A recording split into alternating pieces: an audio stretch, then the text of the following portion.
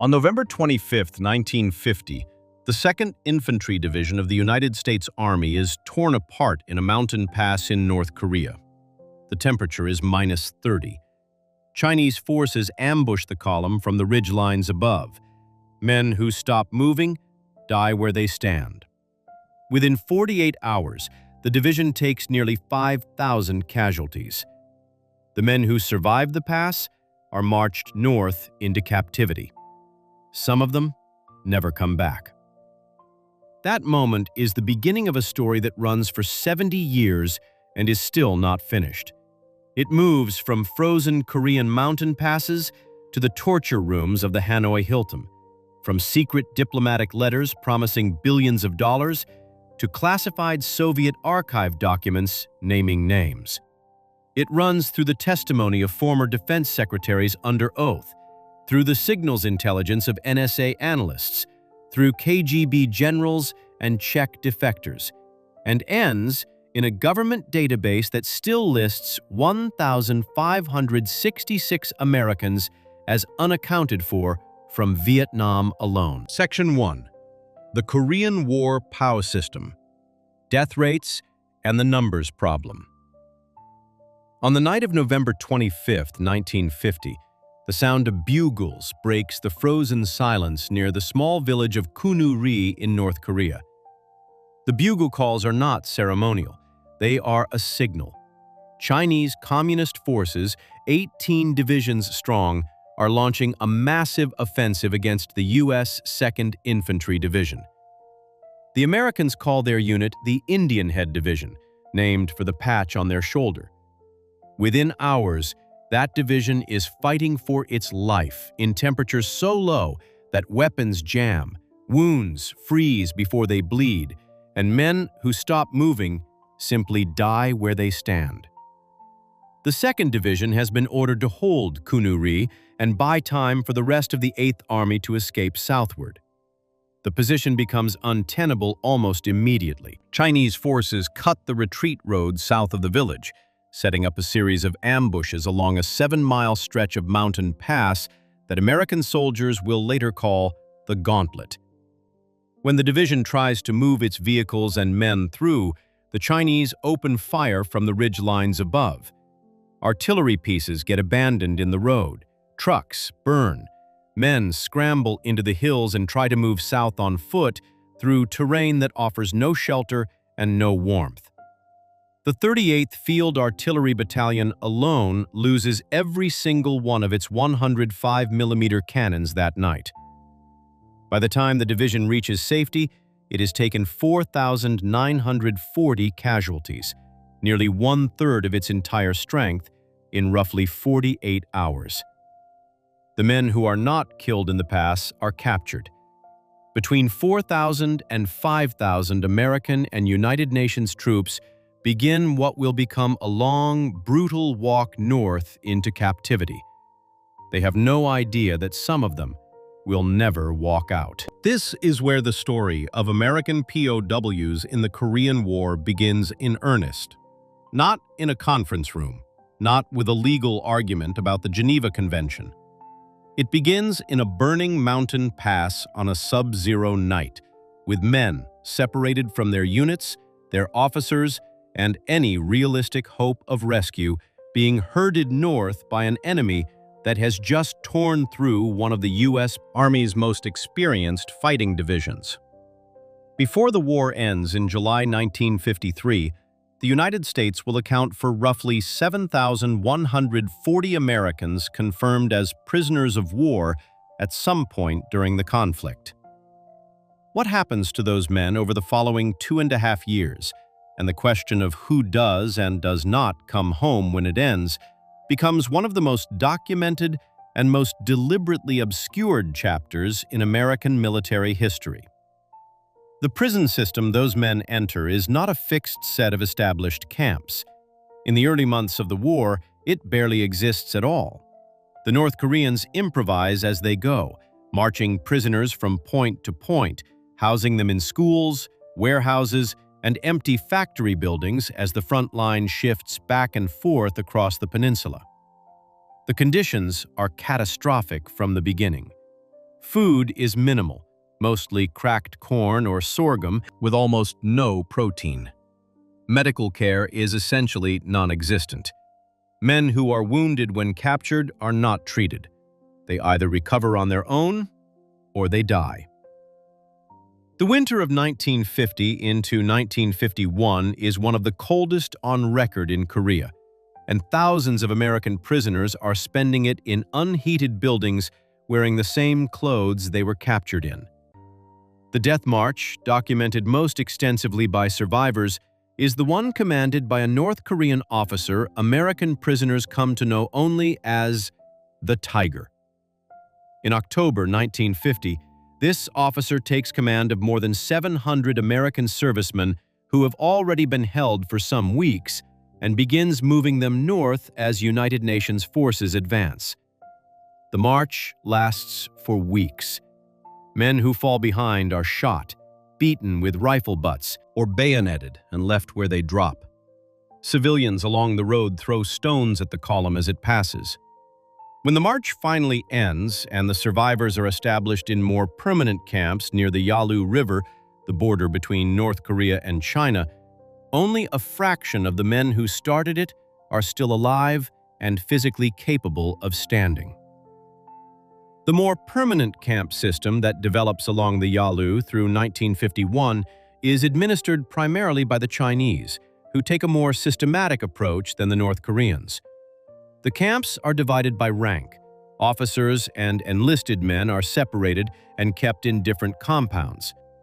The Chinese assign political officers to the camps, whose job is not simply to hold the prisoners, but to convert them. Every prisoner goes through what the Chinese call a study program: lectures on Marxist theory, sessions where men are pressured to sign confessions admitting to war crimes, and ongoing attempts to get prisoners to make radio broadcasts condemning the American war effort. The prisoners who cooperate receive better food, warmer quarters, and protection from the worst physical treatment. The prisoners who resist are beaten, placed in solitary confinement in spaces so small they cannot stand upright, and denied food and water for days at a time. Arden Rowley, a soldier captured at the Battle of Kunuri on November 30, 1950, spends 33 months in North Korean captivity. He later describes seeing men freeze to death during the marches, watching fellow prisoners die from wounds that would have been survivable with basic medical care, and spending years in conditions where simply surviving to the next morning is not guaranteed. His experience is typical, not exceptional. The Korean War POW experience is, by any measurement, one of the most lethal in American history. The final accounting makes that clear. Of all the Americans confirmed as prisoners during the Korean War, 38% die in captivity. That number is not estimated or approximated. It is calculated from the documented records of the conflict. To put it in concrete terms, of every 10 American men taken prisoner by North Korean or Chinese forces during this war, nearly 4 of them do not survive to come home. The comparable figure for American POWs in German camps during World War II is approximately 4%. The Korean War is roughly 10 times more lethal for its prisoners. The question of why the death rate is so catastrophically high has a simple answer. The conditions are designed to kill, even when killing is not the explicit policy. Starvation, exposure, untreated wounds, and disease account for the majority of deaths. The physical brutality of the march system accounts for a significant portion of the rest. By the time the camps along the Yalu are operating at full capacity through 1951 and 1952, the worst of the mortality has already passed. Most of the men who were going to die from the march conditions have already died. What the camps now produce is a steady, grinding attrition of men who are malnourished, sick, and psychologically pressured around the clock. The armistice talks that begin in July 1951 introduced the prisoner question as a central negotiating issue almost immediately. The United Nations Command enters those talks with an estimate of how many Americans it believes to be held. The North Koreans and Chinese produce their own list. The two numbers do not match. In 1951, the communist side reports holding 3,198 Americans. The United States expects the number to be substantially higher, based on the documented count of men who went missing in action and were never confirmed killed. The gap between the two figures is visible from the first day of negotiations and is never fully explained by either side. This is not a discrepancy that emerges from bureaucratic confusion or the fog of war. The United Nations Command tracks missing personnel through unit-level records, casualty reports, and the testimonies of soldiers who were present when other men were captured. When a unit reports that 20 men were taken prisoner in a specific engagement, and only 12 of those names appear on the communist prisoner list, the difference is a specific, documented gap, not a statistical abstraction. Multiply that pattern across hundreds of engagements over 3 years of fighting, and the gap becomes enormous. When Operation Big Switch, the main prisoner exchange, concludes in August 1953, the United States receives 3,597 of its servicemen back. General Mark Clark, the commander of the United Nations Command, looks at the number coming across the line and concludes immediately that it is not enough. His judgment is not a hunch or a political statement. It is the professional assessment of a commander who has spent 2 years watching his government negotiate for the return of men his own records show should be alive and in enemy hands. He says so publicly. The number that comes back does not account for all the men the United Nations Command knows were taken prisoner. What happened to the gap, to the men who appear in American records as captured but never appear on any prisoner list, is a question that will define the next half-century of the Korean War's legacy. Some died in captivity, and their deaths simply were not recorded or reported. Some were held in camps that the North Korean and Chinese governments chose not to disclose to the negotiating commission. And some, according to evidence that begins emerging in classified intelligence channels almost immediately after the war ends, may have been moved somewhere other than North Korea entirely. The immediate focus in the days and weeks after Operation Big Switch is on the 7,675 Americans still listed as unaccounted for from the Korean War. That number represents men who never came home, living or dead. Of those, the U.S. military estimates that 5,300 were last known to be in North Korea, meaning they disappeared or were captured in territory the North Korean government controls, and the North Korean government has either no record of them or no intention of providing one. The gap between who went in and who came out is real. It is documented, and as of today, it is still not fully explained. Before we move on, if you're enjoying this analysis, please consider subscribing. It helps the channel tremendously. But the question of what specifically happened to the men who never returned, whether they died in the camps, were held back deliberately, or ended up somewhere far outside Korea, requires understanding something that the armistice negotiations never fully resolved, and that classified intelligence files from 1954 and 1955 begin to describe in terms that the American government will spend decades trying to manage. Because in the months after the war ends, a Soviet defector walks into a room with American intelligence officers and starts talking about American pilots, about where they went, and about what the Soviets wanted from them. Section 2. Operation Big Switch. The exchange that left questions. At 10 o'clock in the morning on July 27, 1953, two men walk into a specially constructed building at Panmunjom without acknowledging each other. Lieutenant General William Harrison, representing the United Nations Command, and General Nam Il, representing the Korean People's Army and the Chinese People's Volunteers, sit down at a table, sign the Korean Armistice Agreement, stand up, and walk out. They do not speak. They do not look at each other. The whole thing takes minutes. The fighting, which has killed an estimated 2.5 million people across 3 years, stops 12 hours later. General Mark Clark, commander of all United Nations forces in Korea, is not in the room. He signs his copy at the UN Command Headquarters at Munsan-ni, miles away from Panmunjom. Before he puts his pen to the page, Clark already knows something that he has not been able to say publicly. He is the first American commander in history to sign an armistice agreement without having achieved victory. He says afterward that he cannot find it in himself to feel any satisfaction at this moment. The war ends, the accounting begins, and for Clark, the accounting is already wrong. The prisoner exchange that follows the armistice signature is called Operation Big Switch. It begins on August 5, 1953, 10 days after the armistice is signed. The logistics of it are enormous. The United Nations Command is returning 75,823 communist prisoners, 70,183 North Koreans, and 5,640 Chinese to the north.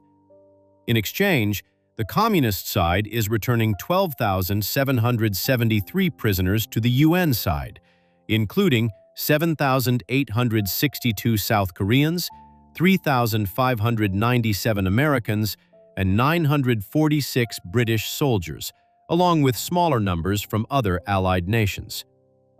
On paper, this looks like a clean transaction. Both sides have been holding prisoners. Both sides are giving them back. The numbers go into the books.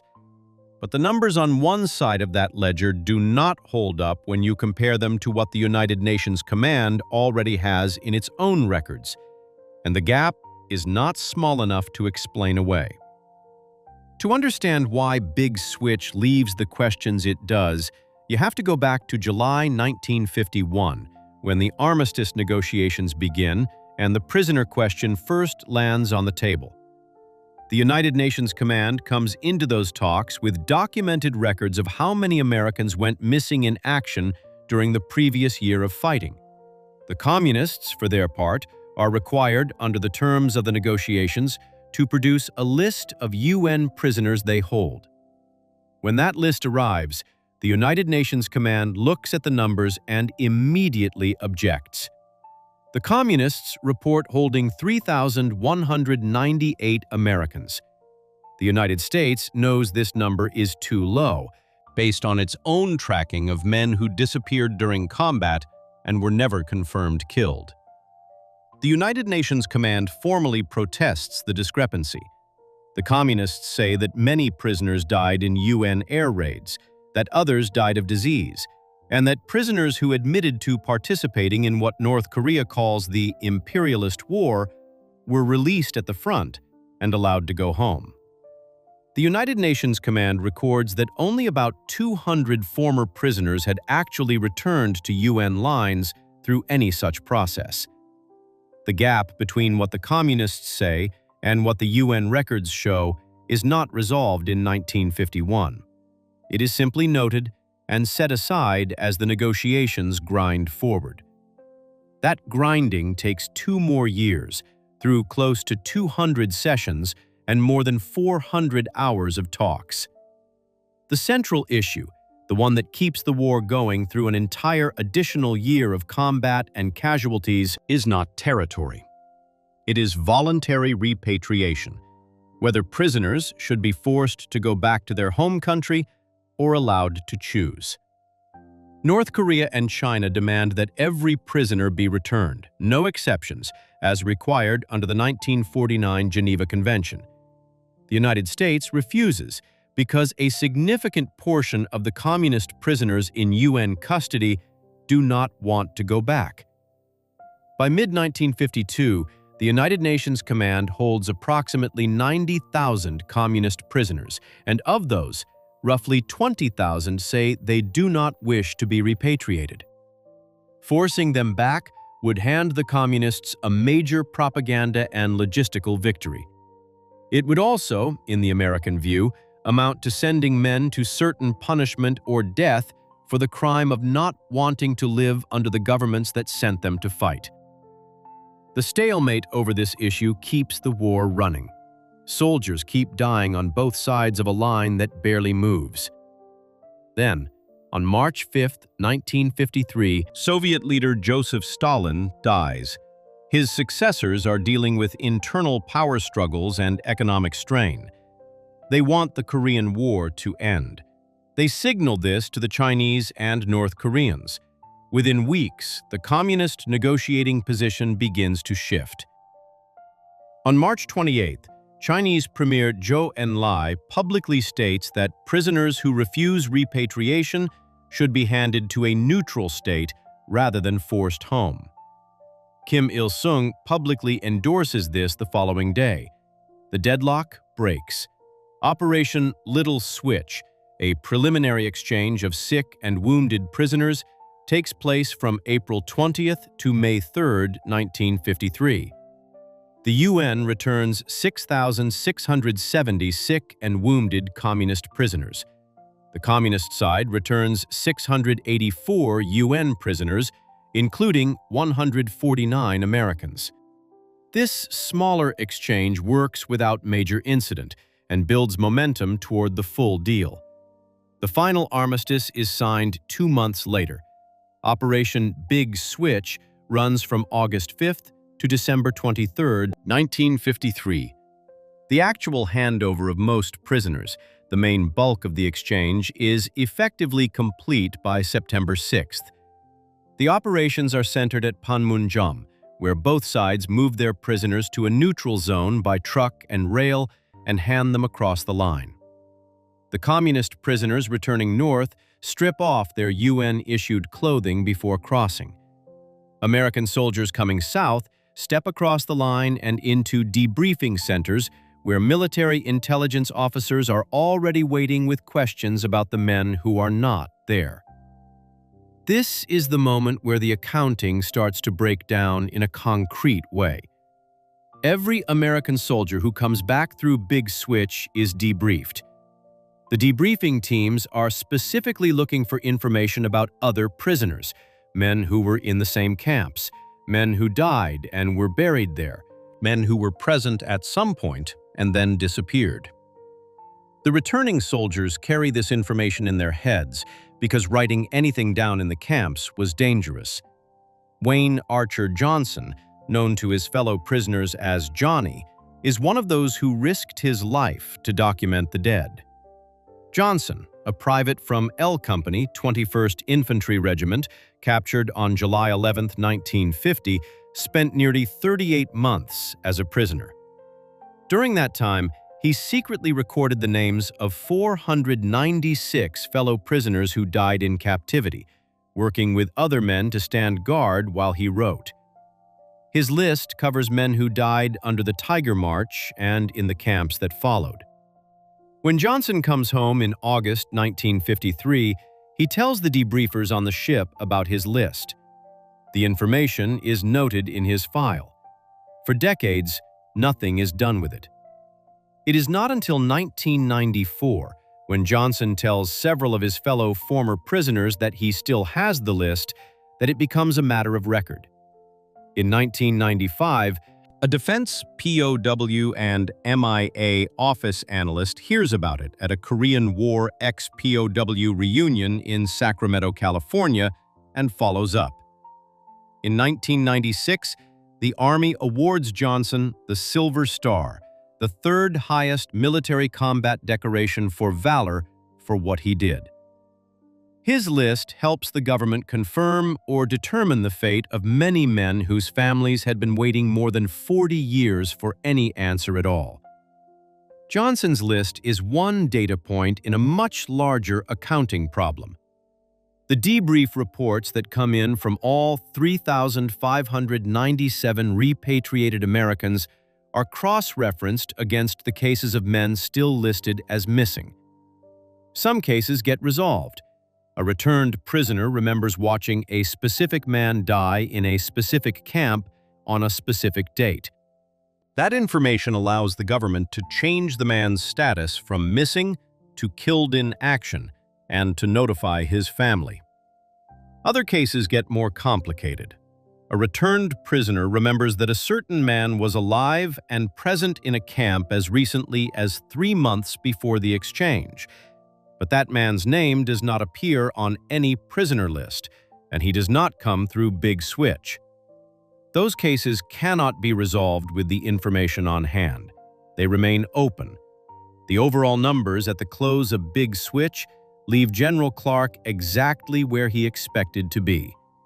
The 3,597 Americans who come home represent the sum total of what the communist side says it was holding. But the United Nations Command's records going back to 1950 and 1951 show that the number of Americans confirmed captured or missing and believed captured is substantially higher. The gap between those two figures does not equal deaths in captivity. The United States already has documented evidence of thousands of Americans dying in the camps, on the marches, and in the months before permanent camp systems were established. The gap represents men for whom there is no clear accounting either way. Not confirmed dead, not returned. Simply absent from the final tally on the communist side and unresolved on the American side. There is also the question of what happens to the prisoners who refuse to go home. On the communist side, 22,604 prisoners, mostly Chinese soldiers, many of them former fighters for Chiang Kai-shek in the Chinese Civil War, who ended up conscripted into Mao's army, refuse repatriation. They are eventually resettled in Taiwan. On the United Nations side, 21 Americans and 1 British soldier, along with 327 South Korean UN soldiers, refuse repatriation to their home countries and choose to stay with the communists. 2 Americans, Corporal Claude Batchelor and Corporal Edward Dickinson, change their minds before the 90-day window expires. Both are court-martialed upon return. Batchelor serves 4.5 years in prison. Dickinson serves 3.5 years. The remaining 21 Americans cross into China on February 24, 1954. Their reasons vary. Racial discrimination is cited by several of the black soldiers in the group who explain that communist captivity offered them, for the first time, a social environment in which their race was not used against them. One of those men, Clarence Adams from Memphis, Tennessee, later says in an interview that he was not brainwashed by the Chinese, that in his view, it was America that had done the brainwashing long before the war. Others are young men with little education who spent 3 years being systematically indoctrinated and simply do not have the framework to reject what they have been told. Some, it later emerges, had informed on fellow prisoners in the camps and are afraid of what awaits them if they come home. Of the 21 who go to China, most eventually return to the United States over the following years, the last 2 by 1966. 1 never leaves China. Their cases, dramatic as they are not what troubles the people running the accounting operation in the months after Big Switch. The 21 are accounted for. Their decisions are documented. Their names are known. The men who worry the debriefers and the intelligence officers are the ones whose names appear in the records of the United Nations Command.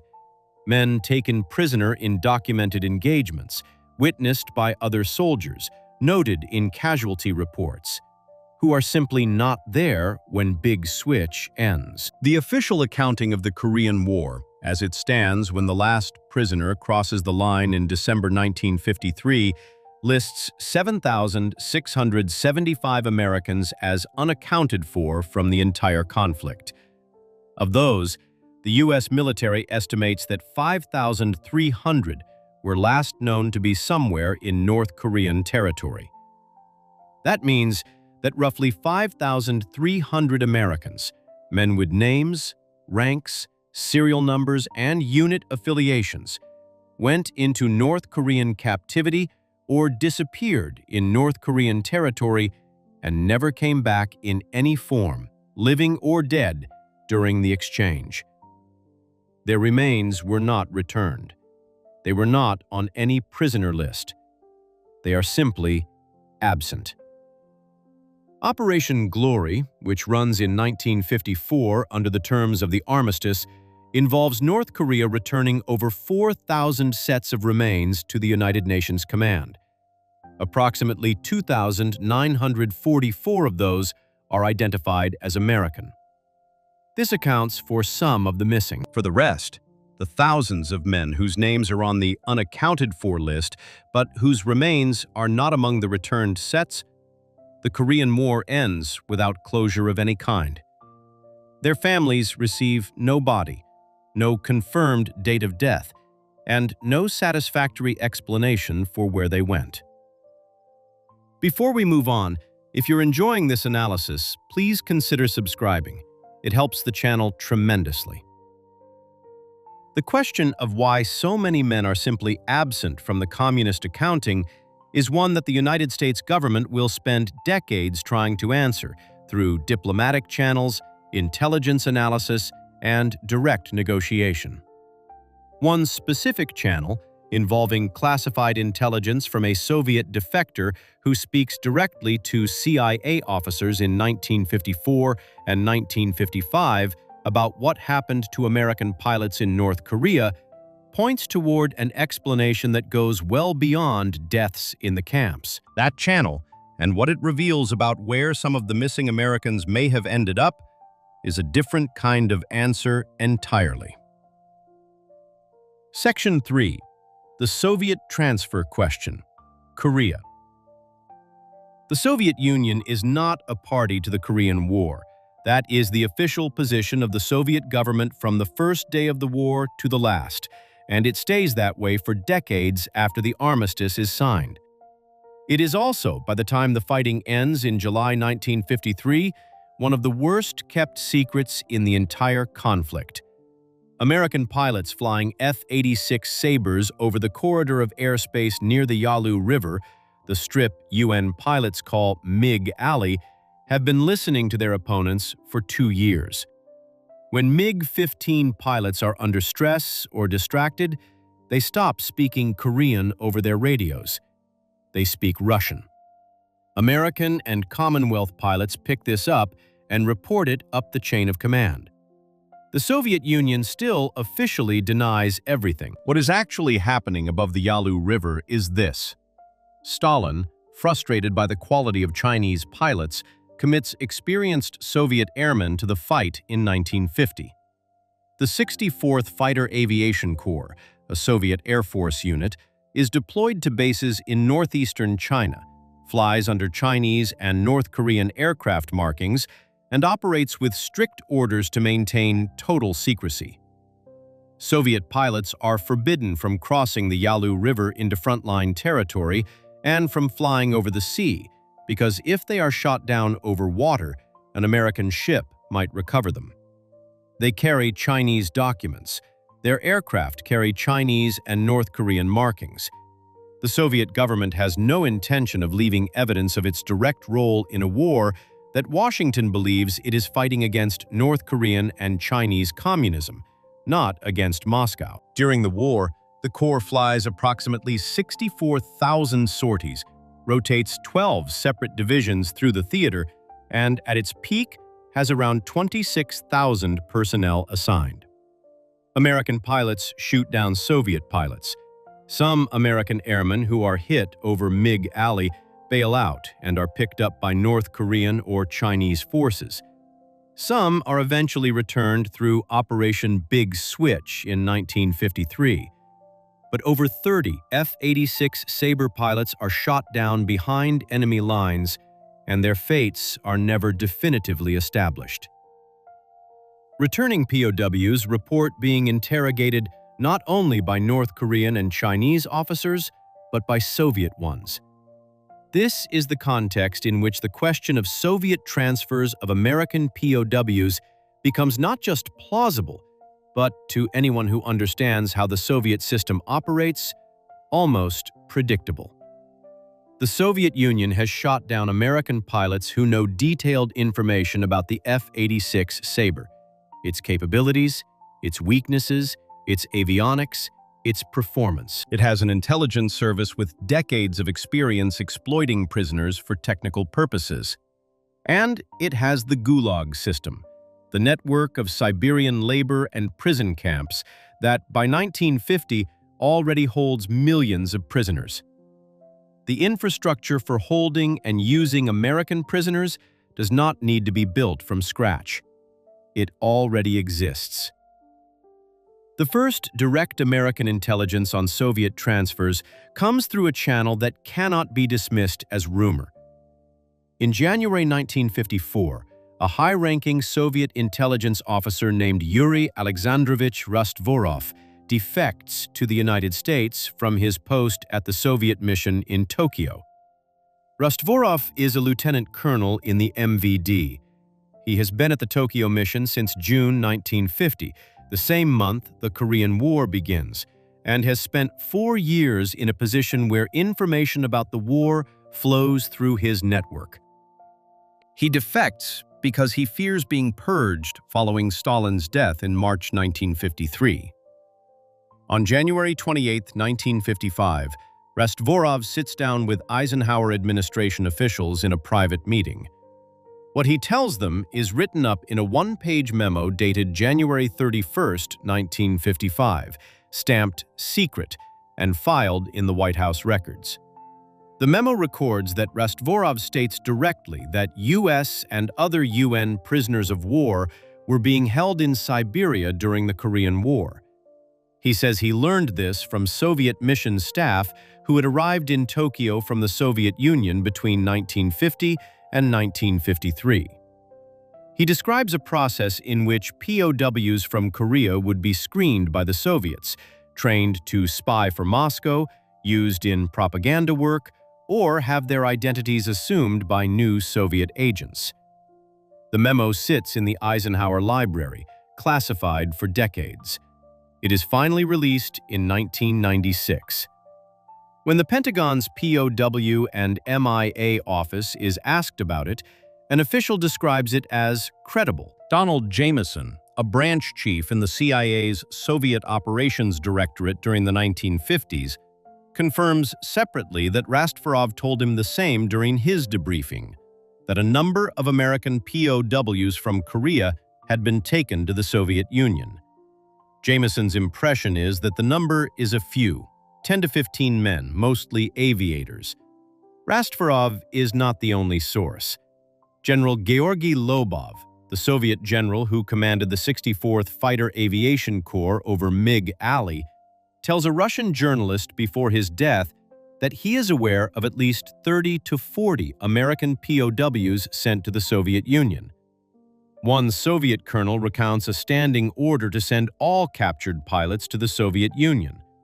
A former Chinese officer states that he personally turned over 3 captured American flyers to Soviet personnel in 1951. A former Soviet sergeant reports seeing American prisoners in a hospital in the Soviet Far East in 1951. These accounts come from Task Force Russia, the Pentagon investigative operation established in the early 1990s when the collapse of the Soviet Union opens Russian archives, and from Rand Corporation analyst Paul Cole, who interviews former Soviet military officers directly in Moscow beginning in December 1991. The findings are compiled in a report prepared for the Defense POW and Missing Personnel Office in 1993, titled The Transfer of U.S. Korean War POWs to the Soviet Union. The report's conclusion is direct. The Soviet Union transferred several hundred U.S. Korean War POWs to Soviet territory and did not repatriate them.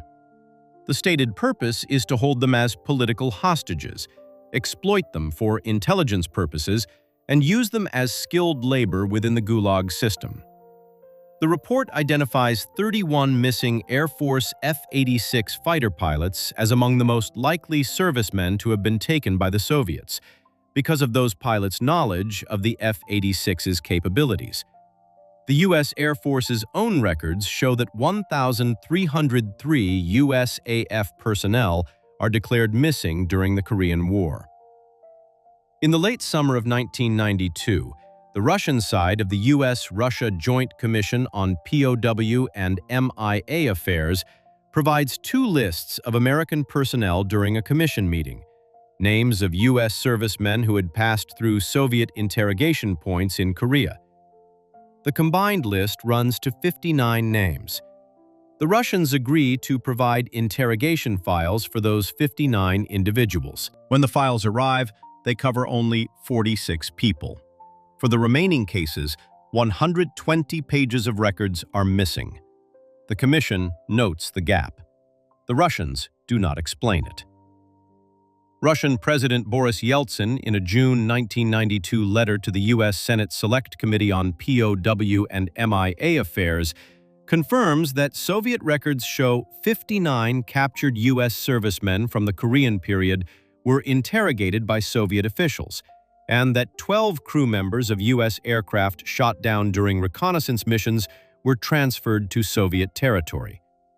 His letter is the first official Russian acknowledgement of any Soviet contact with American prisoners from the Korean War era. The U.S. government's response is instructive.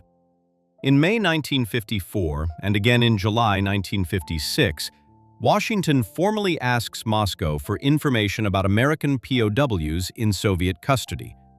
Both times, the Soviet government denies all knowledge.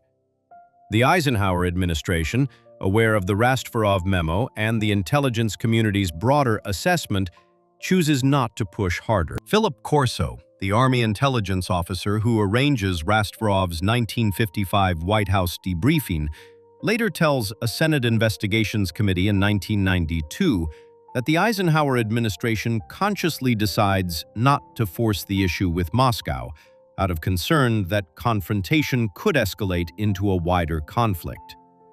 The Cold War is at its most dangerous point. The administration calculates that a public confrontation over POWs is not worth the risk.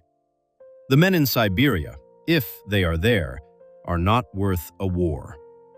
There is also a dimension to Soviet involvement that goes beyond specific individuals and into what the Soviets were extracting from them. The 64th Corps pilots and commanders have first-hand knowledge of American aerial tactics, bombing patterns, and radar jamming procedures.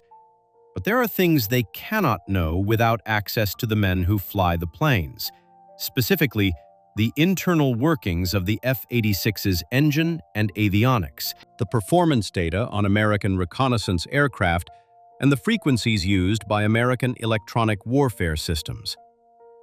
An American fighter pilot who has been flying combat missions over North Korea for a year carries information that Soviet aviation engineers cannot get anywhere else. Getting it out of him requires not a prisoner exchange, but a private conversation in a room somewhere in Siberia. When meetings of the Joint Commission resume in 2016 after a decade-long suspension, American officials, to the frustration of researchers and family members who have spent decades building the evidentiary record, publicly tell their Russian counterparts that the Pentagon has no evidence that Korean War POWs were taken to the Soviet Union. The statement is made despite the 1993 report, the Rastverov memo, the Yeltsin letter, the Lobov interview, and the roster of Soviet officers who confirmed their own participation in the interrogation of American prisoners. What the Soviet transfer question ultimately establishes is not a precise count of how many men were moved or what happened to them.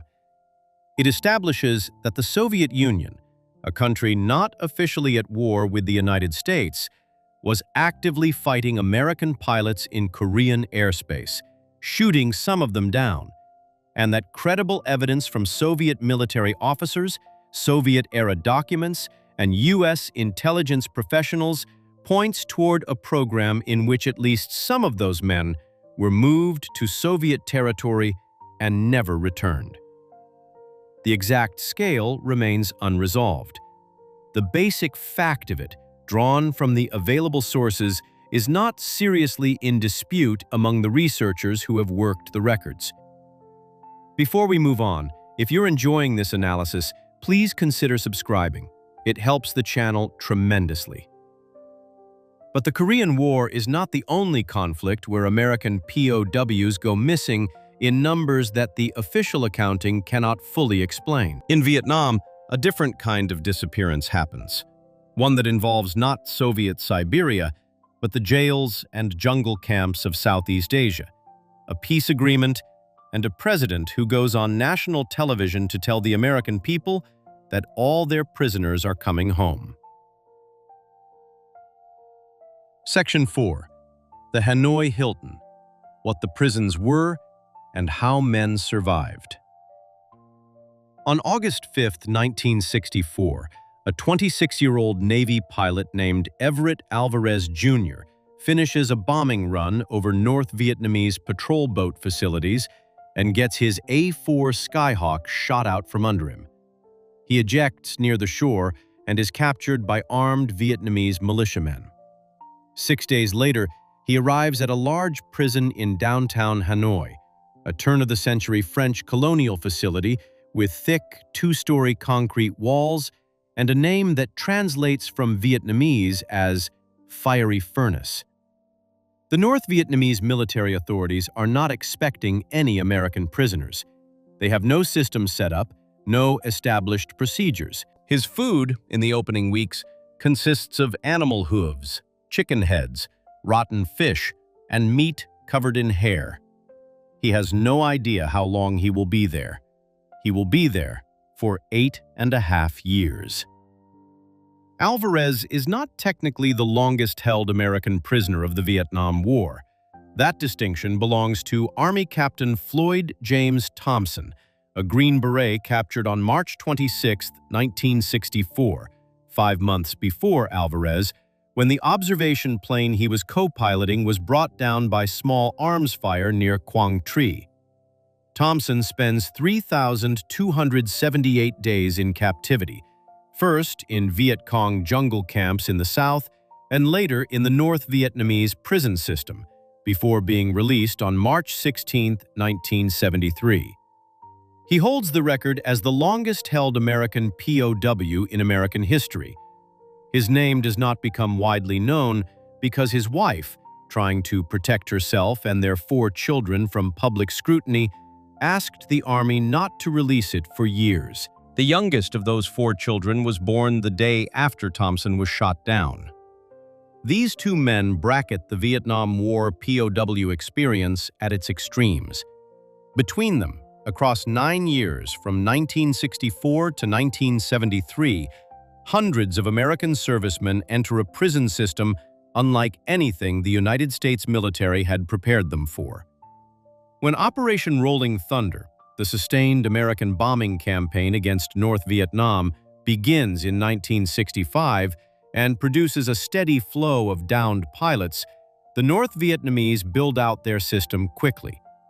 The central facility is Hoa Lo Prison in downtown Hanoi, which becomes the main hub for the entire network.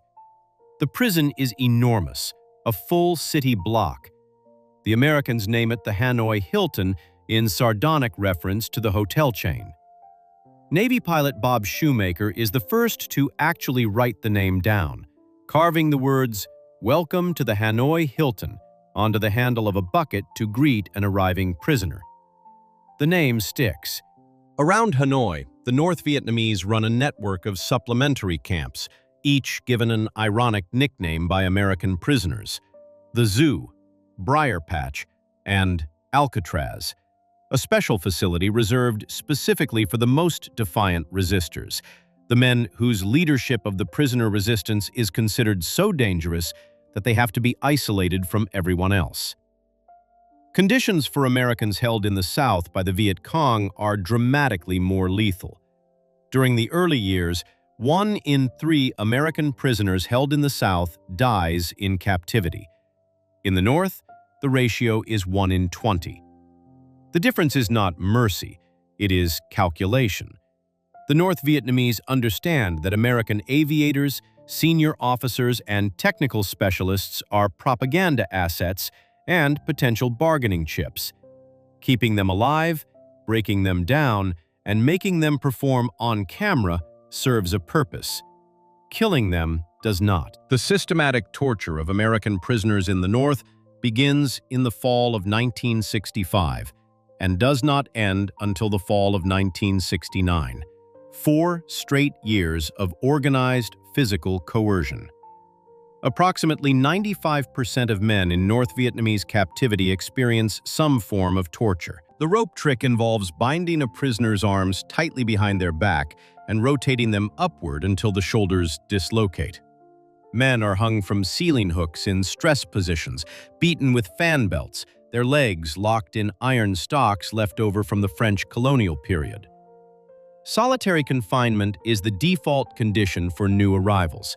Some men go months without seeing another American face. The North Vietnamese justify this treatment through a specific legal argument. American pilots, they say, are not prisoners of war entitled to protection under the Geneva Convention, but war criminals engaged in an illegal war of aggression. The actual goal of the torture is not primarily information. It is statements. The North Vietnamese want American officers on camera denouncing the war and condemning American government policy. Every session of torture is essentially an extended argument about whether the prisoner will perform for the camera. The resistance to this program is organized and remarkably disciplined. The prisoners establish a command structure from the beginning.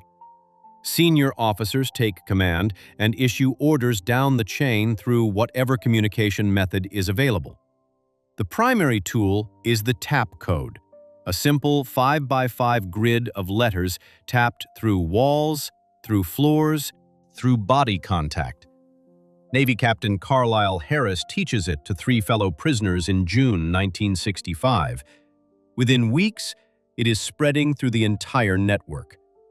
The North Vietnamese hear men tapping constantly but cannot decode it.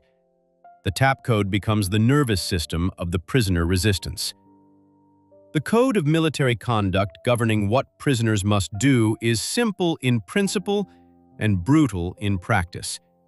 Men are required to give only name, rank, service number, and date of birth, and to resist all attempts to extract additional information to the maximum extent possible. The understanding is that every man has a breaking point, and reaching it under torture is not a moral failure if the man returns to resistance as soon as he is capable. The human cost shows up in specific cases. Commander Jeremiah Denton is shot down on July 18, 1965, and ends up at Hoa Lo, then the Zoo, then Alcatraz. In May 1966, his captors arrange a televised interview with a Japanese correspondent, intending to use him as a propaganda piece. Denton sits in front of the camera, appears to comply, and tells the interviewer he supports the position of his government. While speaking, he blinks repeatedly, spelling out T-O-R-T-U-R-E in Morse code. Naval intelligence reviews the tape and sees it. The North Vietnamese, watching the same tape, miss it. Denton's message sent through his eyelids is the first clear confirmation received by U.S. intelligence that American prisoners in North Vietnam are being systematically tortured. He is later awarded the Navy Cross specifically for that act. The North Vietnamese do not figure out what he did until 1974, after the war ends. Denton is one of 11 men isolated at Alcatraz, held in windowless 9-by-3-foot cells, mostly in leg irons, with lights kept on continuously for 25 months. One of those 11, Ronald Storrs, dies in captivity in 1970. He does not come home. The Nixon administration, which takes office in January 1969, makes a public issue of the prisoner situation for the first time. Secretary of Defense Melvin Laird goes public in May 1969 with documented evidence of the torture. The combination of this public pressure And the death of Ho Chi Minh in September 1969 produces a measurable change. In October 1969, one prisoner at the Hanoi Hilton refuses to bow to a guard. The guard does not beat him. The tap code carries the information through every camp within hours. The systematic, organized torture of the previous 4 years simply stops. Then, at just past 2 in the morning on November 21, 1970, helicopters carrying 56 specially selected Army Special Forces soldiers crash land inside the Son Tay prison compound, 23 miles west of Hanoi. The operation is called Ivory Coast. It has been planned for months, rehearsed 170 times, and built around one objective: rescuing the 61 Americans believed to be held there. No one answers when Captain Richard Meadows announces their presence through a bullhorn. The compound is empty. The prisoners had been moved to a camp 15 miles closer to Hanoi on July 14th, 4 months earlier, because flooding had made the wells unusable. Information that the prisoners had been moved arrives from an intelligence source in Hanoi on November 19th, 2 days before the raid launches. It is too late to stand down. Nixon gives the go order anyway. The raiders are in and out in 27 minutes. They kill an estimated 100 to 200 North Vietnamese soldiers. They suffer 2 minor casualties. And they bring home exactly 0 prisoners. The raid is immediately criticized as an intelligence failure. The prisoners who are eventually told about it, through the tap code weeks later, describe their morale improving dramatically simply from knowing the government tried. As a direct consequence, the North Vietnamese consolidate all remaining American prisoners into Hoa Lo, where they can be guarded in one place. This consolidation significantly reduces isolation. Camp Unity, a large communal living area within Hoa Lo, allows American prisoners to be together in groups for the first time in years. Men who have been in solitary confinement for half a decade suddenly have company. The effect on morale is immediate and documented in the accounts of dozens of survivors. By the time the Paris Peace Accords are signed in January 1973 and Operation Homecoming brings the prisoners home in February and March, 113 American POWs have died in captivity in the North Vietnamese prison system. The returning prisoners carry those numbers with them, along with everything else: the names of the dead, the dates, the camps, the circumstances. And when the 591 men of Operation Homecoming step off their planes into American daylight, the men who ran the resistance inside the camps begin asking a question the government has no satisfying answer to. The lists of men they knew to be prisoners, men they heard tapping through walls, men they saw moved from camp to camp, men they knew to be alive inside the North Vietnamese system, do not perfectly match the 591 who come home. Before we move on, if you're enjoying this analysis, please consider subscribing.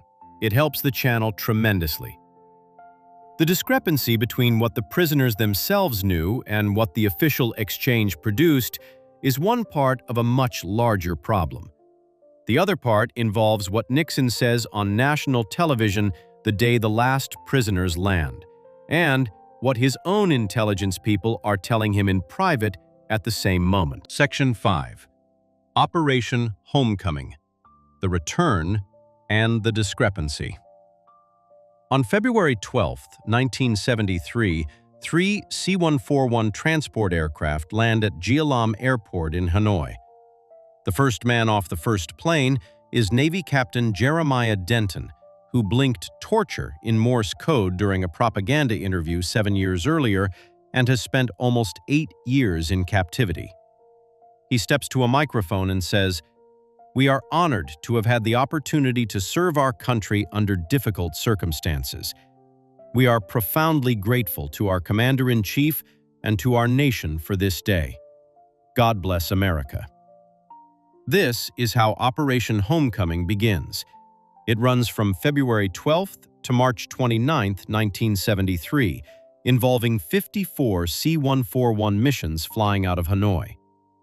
By the time the last aircraft departs, 591 Americans have come home, 325 Air Force, 138 Navy, 77 Army, 26 Marines, and 25 civilians. The mechanics run smoothly. The Vietnamese hand over their prisoners in sequence, beginning with the men held longest. Nixon describes the scenes at Clark Air Force Base and at military airports across the United States as tremendously moving, with men coming down ramps, walking or hobbling on crutches, some falling to their knees to kiss the ground. On March 29, 1973, the day the last American combat troops leave Vietnam, Nixon addresses the nation. For the first time in 12 years, he says, no American military forces are in Vietnam. Then, he says the sentence that will be examined and disputed for the next 5 decades. All of our American POWs are on their way home. The statement is simple, absolute, and delivered with the full authority of the presidency. And the people in the intelligence community who hear it know on that same day that it is not straightforwardly true. To understand what is wrong with Nixon's statement, you have to go back to when the North Vietnamese first hand over their prisoner lists on January 28, 1973, the day after the Paris Peace Accords are signed.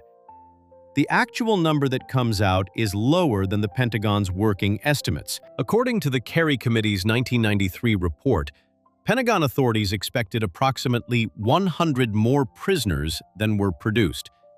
These are what the committee calls last known alive cases. Specific individuals confirmed captured, confirmed to have survived initial capture, confirmed to have been in the prison system at some point, whose names do not appear on any list Hanoi produces. The situation in Laos is the most stark example of the discrepancy. The United States fights a secret war in Laos throughout the Vietnam era, a war it never officially acknowledges. Because the U.S. never formally admits its presence in Laos, Laos is not a party to the Paris Peace Accords. U.S. negotiators are relying on Kissinger's assurance that the North Vietnamese, as the controlling force behind the communist Pathet Lao, will deliver Laotian prisoners through the Vietnamese exchange. The Pathet Lao are, in Kissinger's own description, stooges of Hanoi. 9 Americans come home from Laos during Operation Homecoming. 9.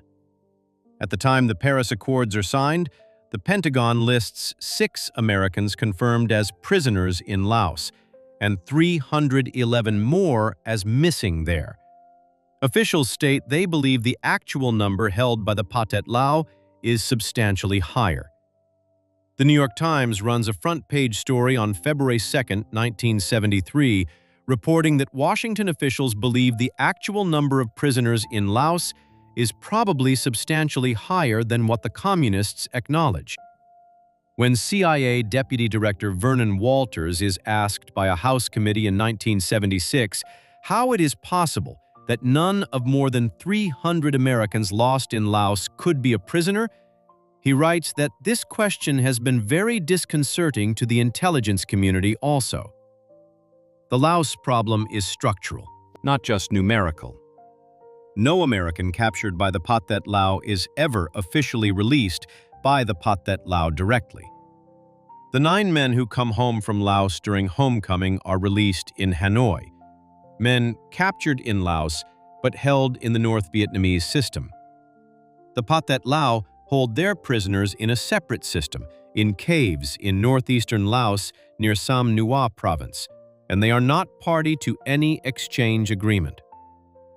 There is classified photography from October 1969 showing 20 non-Asian individuals accompanied by Pathet Lao guards near caves. CIA analysts determined the individuals appear to be Caucasian. Multiple ground reports identify people at this location as Americans. Nothing comes of it. In September 1992, senior Nixon administration officials testify before the Senate Select Committee on POW and MIA affairs about what they knew in 1973.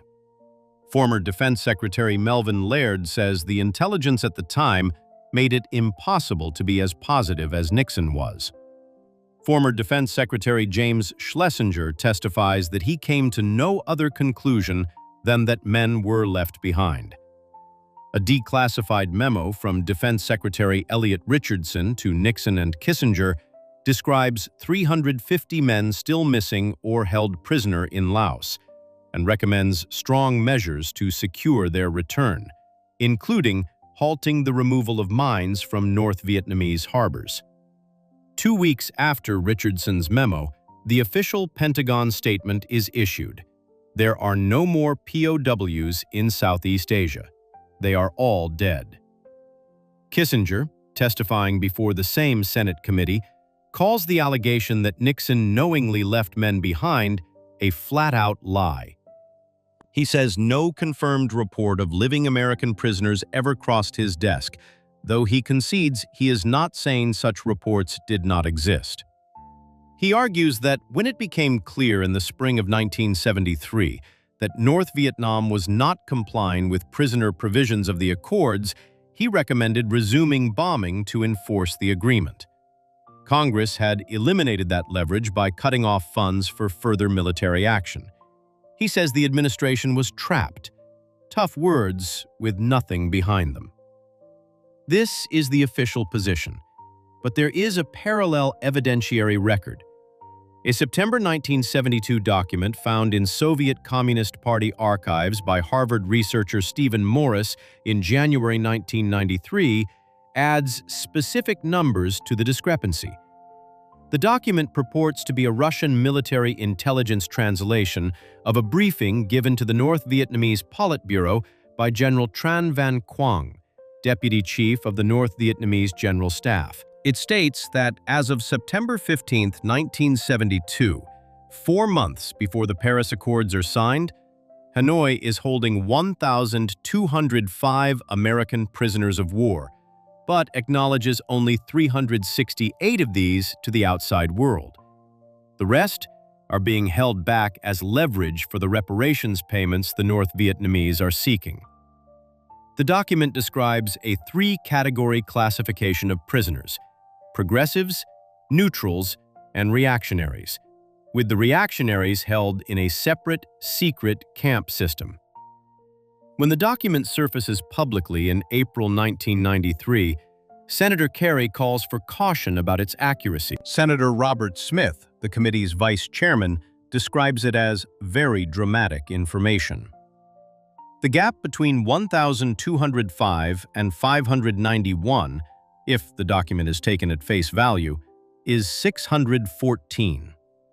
When Americans taken prisoner after September 1972 are added, the discrepancy between what Quang claims Hanoi holds and what Hanoi releases grows to approximately 700 men.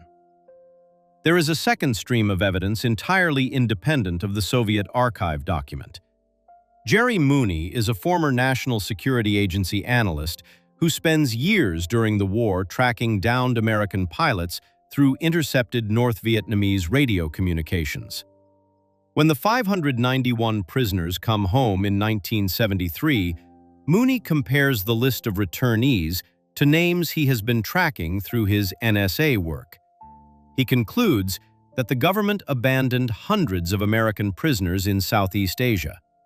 He testifies under oath before a Senate committee, stating that U.S. intelligence knew Hanoi was withholding American prisoners as bargaining chips. He also states that North Vietnamese intercepts showed American pilots being moved to locations where Soviet advisors were based. The NSA does not dispute his service record or his access to the relevant material.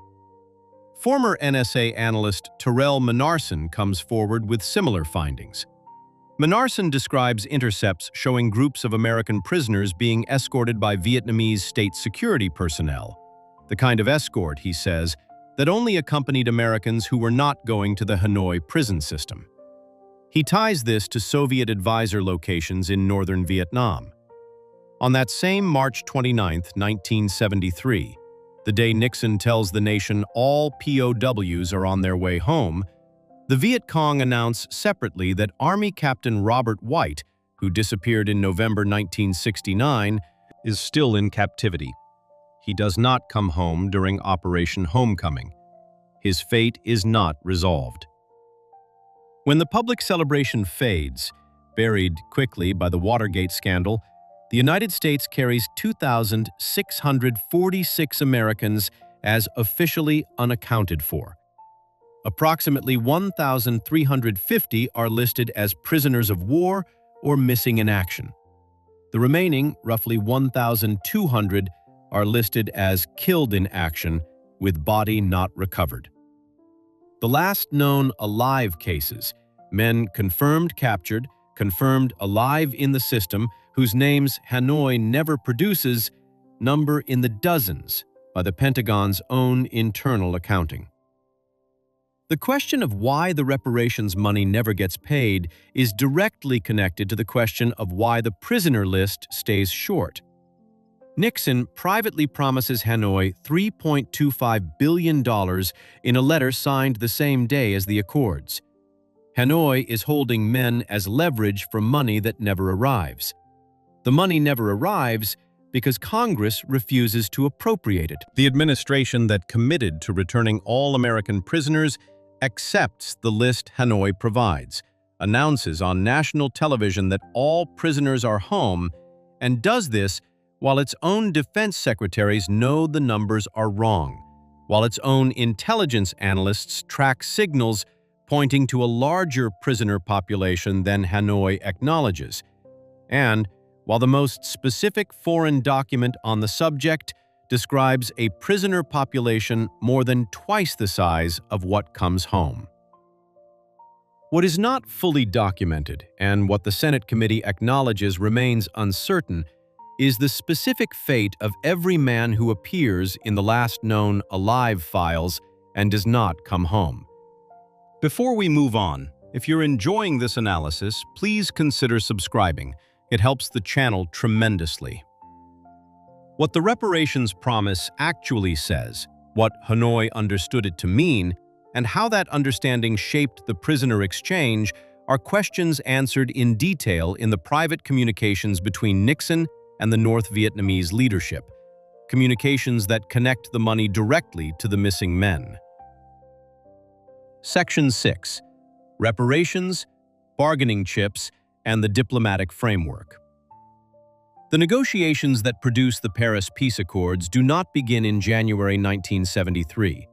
They begin in August 1969, in secret, in a private meeting between Henry Kissinger and North Vietnamese negotiator Le Duc Tho outside Paris, while the formal public peace conference continues its years of paralysis in the city. The two men meet privately for more than 3 years. Almost nothing from these talks reaches the American public until the deal is announced. What those secret sessions produce is an agreement that Nixon calls peace with honor, and what it actually represents is a complex set of trades and concessions made under enormous pressure on both sides, some of which are written into the formal text and some of which are not. One of the things that is not in the formal text is a financial promise that the North Vietnamese believe they have been given.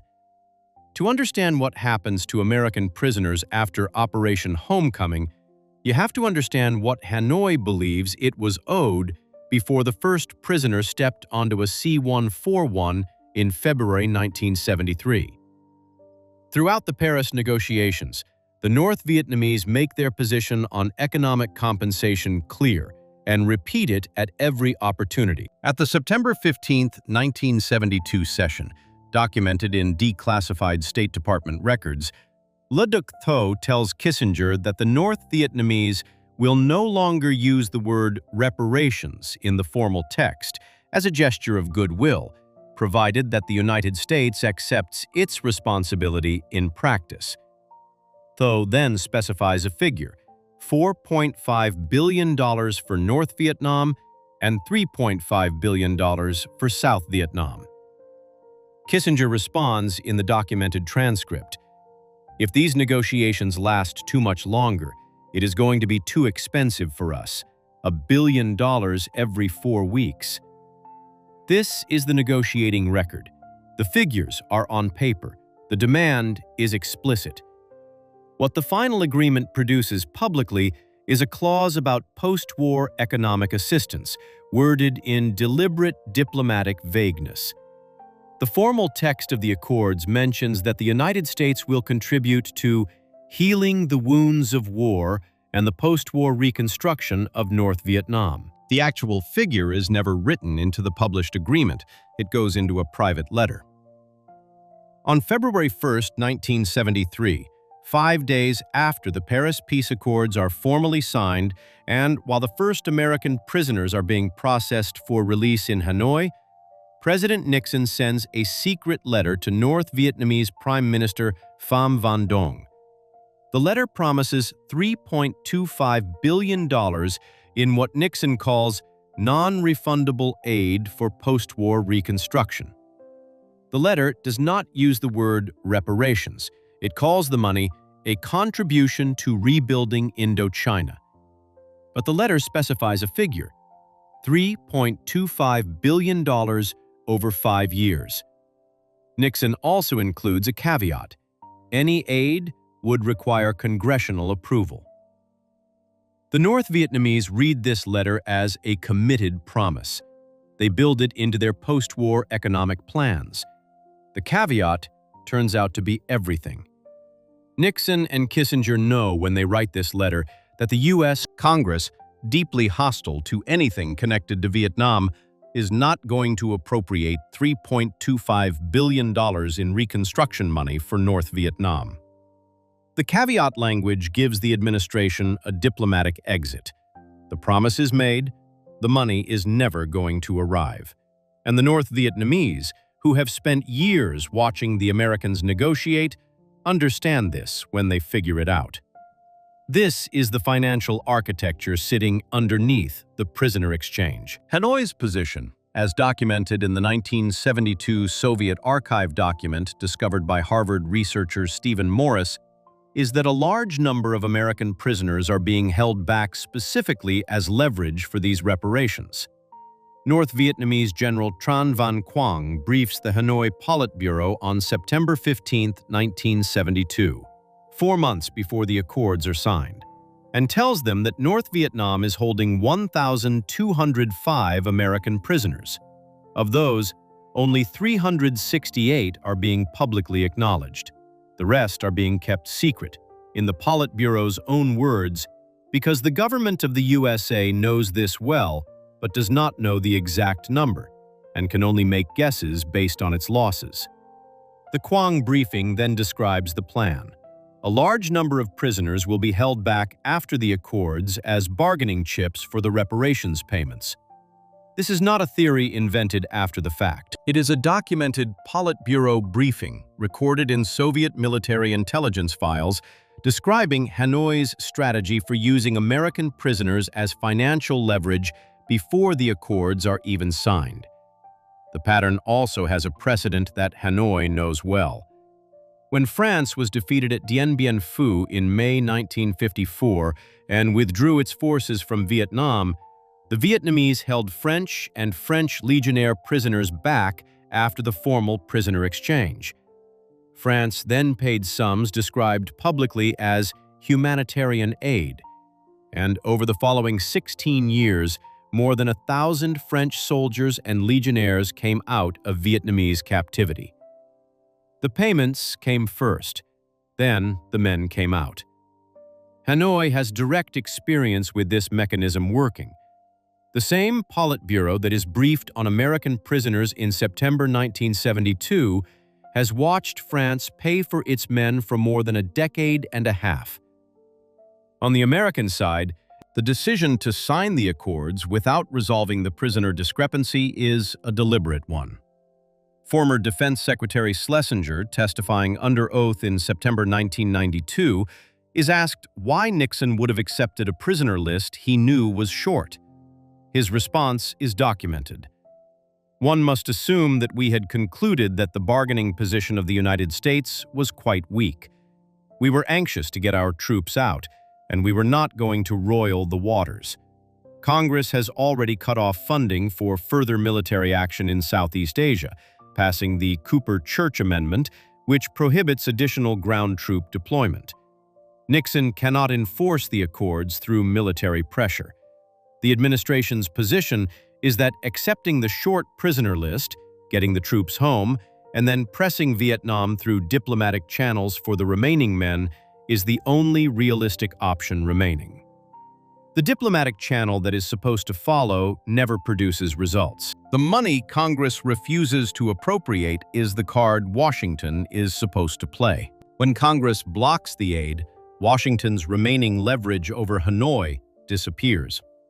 When North Vietnam continues to violate the ceasefire provisions of the Accords through 1973 and 1974, the administration cannot respond with bombing.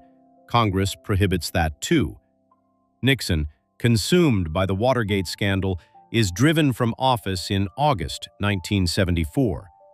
His successor, Gerald Ford, inherits a Vietnam policy with no enforcement mechanisms and a prisoner accounting that nobody in official Washington wants to revisit.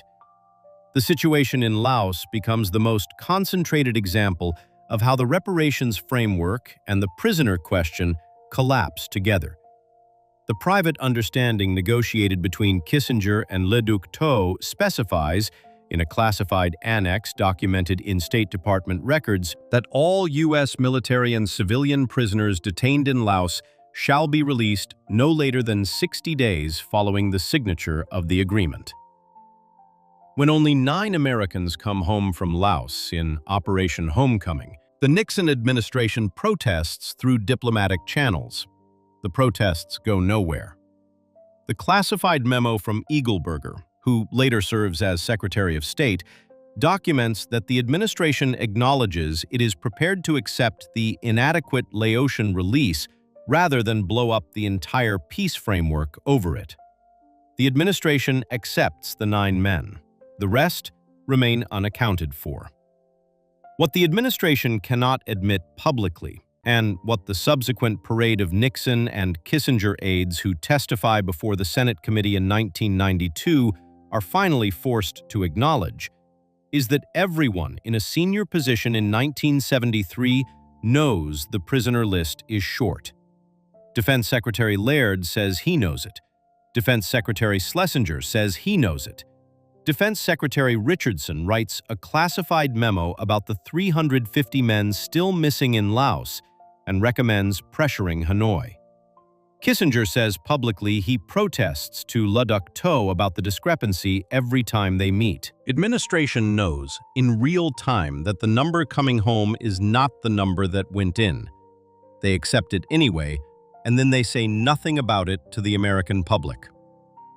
Nixon's March 29, 1973 speech declares all prisoners are on their way home.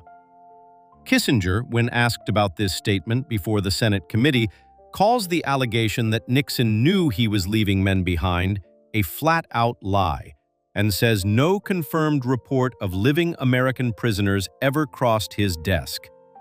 He also adds the phrase, "though I am not saying they did not exist." That qualifier is doing a great deal of work. He is not saying the reports were not there. He is saying they were not confirmed. The financial dimension of this story does not stay buried. In May 1977, Congressman Lester Wolf of New York releases the text of Nixon's February 1973 secret letter to Pham Van Dong. The letter becomes public for the first time. The revelation causes an immediate reaction in Congress. 2 pieces of legislation pass with overwhelming support. The first prohibits the Carter administration from negotiating reparations, aid, or any other form of payment to Vietnam. The second formally renounces Nixon's aid offer. The financial channel that was supposed to produce the remaining prisoners is cut off permanently by legislative action.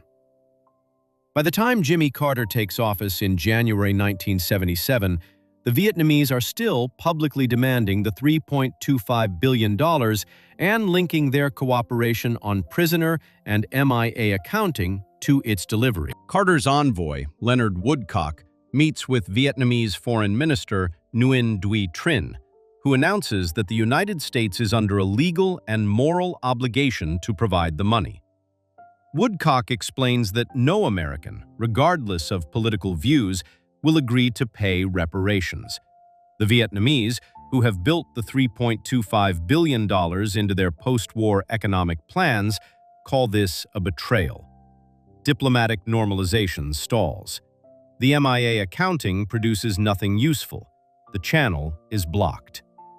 In 1979, a Laotian informant working for the Defense Intelligence Agency named Phimachak tells DIA handlers that 18 Americans have been moved to a cave north of Nomarath in Laos. In December 1980, a Thai signals unit intercepts a radio message from a senior Laotian military commander ordering American prisoners to be flown from the southern province of Atapu to central Laos. The National Security Agency confirms separately that a plane departs Atapu on the day in question. The CIA's most sensitive source in Laos, described in documents as an elderly woman with close ties to the communist leadership, reports that starving prisoners are being moved because the Laotians are worried that foreigners might see them. Pentagon officers who review all of this material consider it significant. The CIA dismisses parts of it on technical grounds.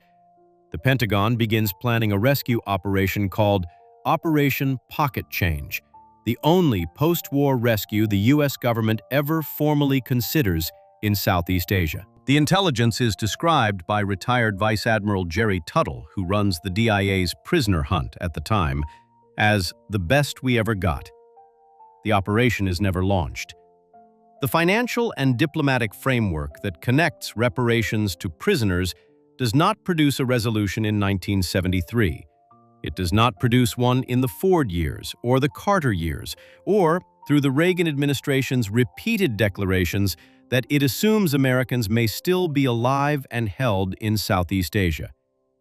What it produces instead is a cold, documented record, a promise made, a caveat inserted, a Congress that refuses the money, a military that cannot enforce the accords, and a public told that all its prisoners are home, while senior officials privately acknowledge that the accounting is incomplete. Before we move on, if you're enjoying this analysis, please consider subscribing. It helps the channel tremendously. The story of what happened inside the secret negotiations, the money that was promised, the prisoners that were used as chips in that negotiation, and the decision to accept an incomplete list rather than fracture the peace agreement sits at the center of what comes next. The Senate investigation that tries to answer in public what the government has been avoiding in private for 2 decades. Section 7. The Defense Secretaries testify. Schlesinger and Laird. On August 2, 1991, the United States Senate votes unanimously to create a special investigative body. The Senate Select Committee on POW and MIA Affairs exists from that date until January 2, 1993. 17 months of hearings, depositions, overseas travel, and document review. It is the 3rd congressional investigation into the POW and MIA issue, given a mandate specifically described as more skeptical and more willing to ask hard questions of government officials than the 2 that preceded it. The chairmanship goes to Senator John Kerry of Massachusetts, a Vietnam veteran and former anti-war activist who suspects some prisoners were left behind but doubts the more extreme claims circulating among activist groups. Senator Bob Smith of New Hampshire, who becomes vice chairman, goes in convinced that men were left behind and that the government has been covering it up. Senator John McCain, who spent 5.5 years as a prisoner in the Hanoi Hilton, is deeply skeptical that any Americans were abandoned. partly because he and fellow prisoners had worked hard to keep track of every man in the North Vietnamese prison system, and partly because he cannot see a credible motivation for Hanoi to hold men back once the war ends. Three men with sharply different starting positions, heading an investigation into a question that has been festering without resolution since March 29, 1973. The committee conducts over 1,000 interviews, takes more than 200 sworn depositions, and holds more than 200 hours of public hearings. Kerry and McCain negotiate access to Vietnamese government records. The committee gets the Department of Defense to declassify over 1 million pages of relevant records. Smith investigates reports of American prisoners held under or near the Ho Chi Minh Mausoleum in Hanoi. Kerry and Smith are personally led through the tunnels and catacombs beneath Hanoi until Smith says he is satisfied that no Americans are being held there. The first week of public hearings in November 1991 opens with testimony from Defense Secretary Dick Cheney and retired General John Vesey. Both defend the government's record of effort. Vesey specifically rejects the idea of any conspiracy. American soldiers, sailors, airmen, and Marines are not conspirators, he tells the committee. The second day produces something more significant. Garnett Bill Bell, head of the U.S. Office for POW and MIA Affairs in Hanoi, tells the committee that in his professional judgment, up to 10 American servicemen were left behind after the war, adding the qualifier that there is no evidence they are still alive. Bell is not a fringe figure. He is a career Army Ranger, fluent in Vietnamese, Lao, and Thai, who was personally present on the tarmac in Hanoi as each prisoner flight departed in 1973. His testimony is the cautious, professional floor of what the committee is beginning to hear. The ceiling is considerably higher. The September 1992 hearings on the Paris Peace Accords bring the most significant testimony the committee receives. On September 21, 1992, three former secretaries of defense who served during the Nixon administration sit before the committee. Melvin Laird, James Schlesinger, and Elliot Richardson all testify under oath. All three say the same thing. The intelligence they had at the time convinced them that not all American prisoners were returned during Operation Homecoming. Schlesinger's exact exchange is documented. Asked simply whether, in his view, the United States left men behind, he answers, "I think that as of now, I can come to no other conclusion." He adds the qualifier, "That does not mean there are any alive today," and then explains why Nixon would have accepted a prisoner list he knew was short. One must assume that we had concluded that the bargaining position of the United States was quite weak. We were anxious to get our troops out, and we were not going to roil the waters. Laird addresses Nixon's March 29, 1973 statement directly. The speech where Nixon says, "All POWs are on their way home." Laird tells the committee, "In retrospect of Nixon's assurances, I think it was unfortunate to be that positive. You cannot be that positive when we had the kind of intelligence we had." Kerry's reaction is immediate and on the public record. "I think it is quite extraordinary," he tells the room, "when two former secretaries of defense both give evidence documenting that they had information, or they believed personally, that people were alive and not accounted for in Operation Homecoming." A third piece of testimony from that September week draws less attention but is equally significant. Kissinger acknowledges to the committee, "We did receive some reports alleging that live Americans were still in Indochina." He adds the careful formulation that no confirmed report of living American prisoners ever crossed his desk, then, unprompted, adds, "Though I am not saying they did not exist." He calls the allegation that Nixon knowingly left men behind a flat-out lie. He argues that when North Vietnam failed to comply with prisoner provisions of the Accords through spring 1973, he personally recommended that the United States resume bombing to enforce the agreement. Congress had cut off that option. There was nothing left to do. Kerry challenges Kissinger with a recently declassified White House document, a partial transcript of an August 1972 meeting between Kissinger and South Vietnamese President Thieu, in which Kissinger says of a potential prisoner release before the 1972 Nixon presidential election, "I prefer that they do not return the prisoners of war before the election." The hearing does not produce a clean resolution. What the September 1992 hearings produce, taken as a body of testimony, is a documented record of the following. 3 former defense secretaries state under oath that their intelligence convinced them men were left behind. The man who negotiated the peace deal says he prefers that prisoners not be returned before an election, in one documented conversation, and then testifies that no confirmed report of living prisoners ever crossed his desk. The head of the American POW and MIA office in Hanoi says he believes up to 10 men were abandoned. And Kerry himself says publicly that what 2 defense secretaries have just testified to is extraordinary. The committee issues its unanimous findings on January 13, 1993. The central finding states, while the committee has some evidence suggesting the possibility a POW may have survived to the present, and while some information remains yet to be investigated, there is, at this time, no compelling evidence that proves that any American remains alive in captivity in Southeast Asia. This sentence requires careful reading. The committee is not saying no one was left behind. It is saying it cannot prove anyone is currently alive. These are different statements.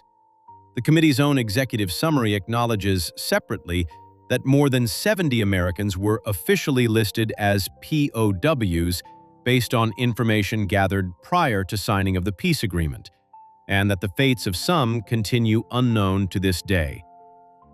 The committee also directly addresses whether American officials knowingly abandoned prisoners. Its answer is no, and the reasoning is specific. American officials did not have certain knowledge that any specific prisoner or prisoners were being left behind. The report immediately adds a second sentence. But there remains the troubling question of whether the Americans who were expected to return but did not were, as a group, shunted aside and discounted by government and population alike. The report's answer to that second question is essentially yes. The distinction the committee draws is between certainty and probability. Officials did not have confirmation of specific individuals being left in specific locations. They had intelligence indicating the prisoner list was short. They accepted the short list anyway. Whether that constitutes knowingly abandoning people depends entirely on what standard one applies to the word knowingly.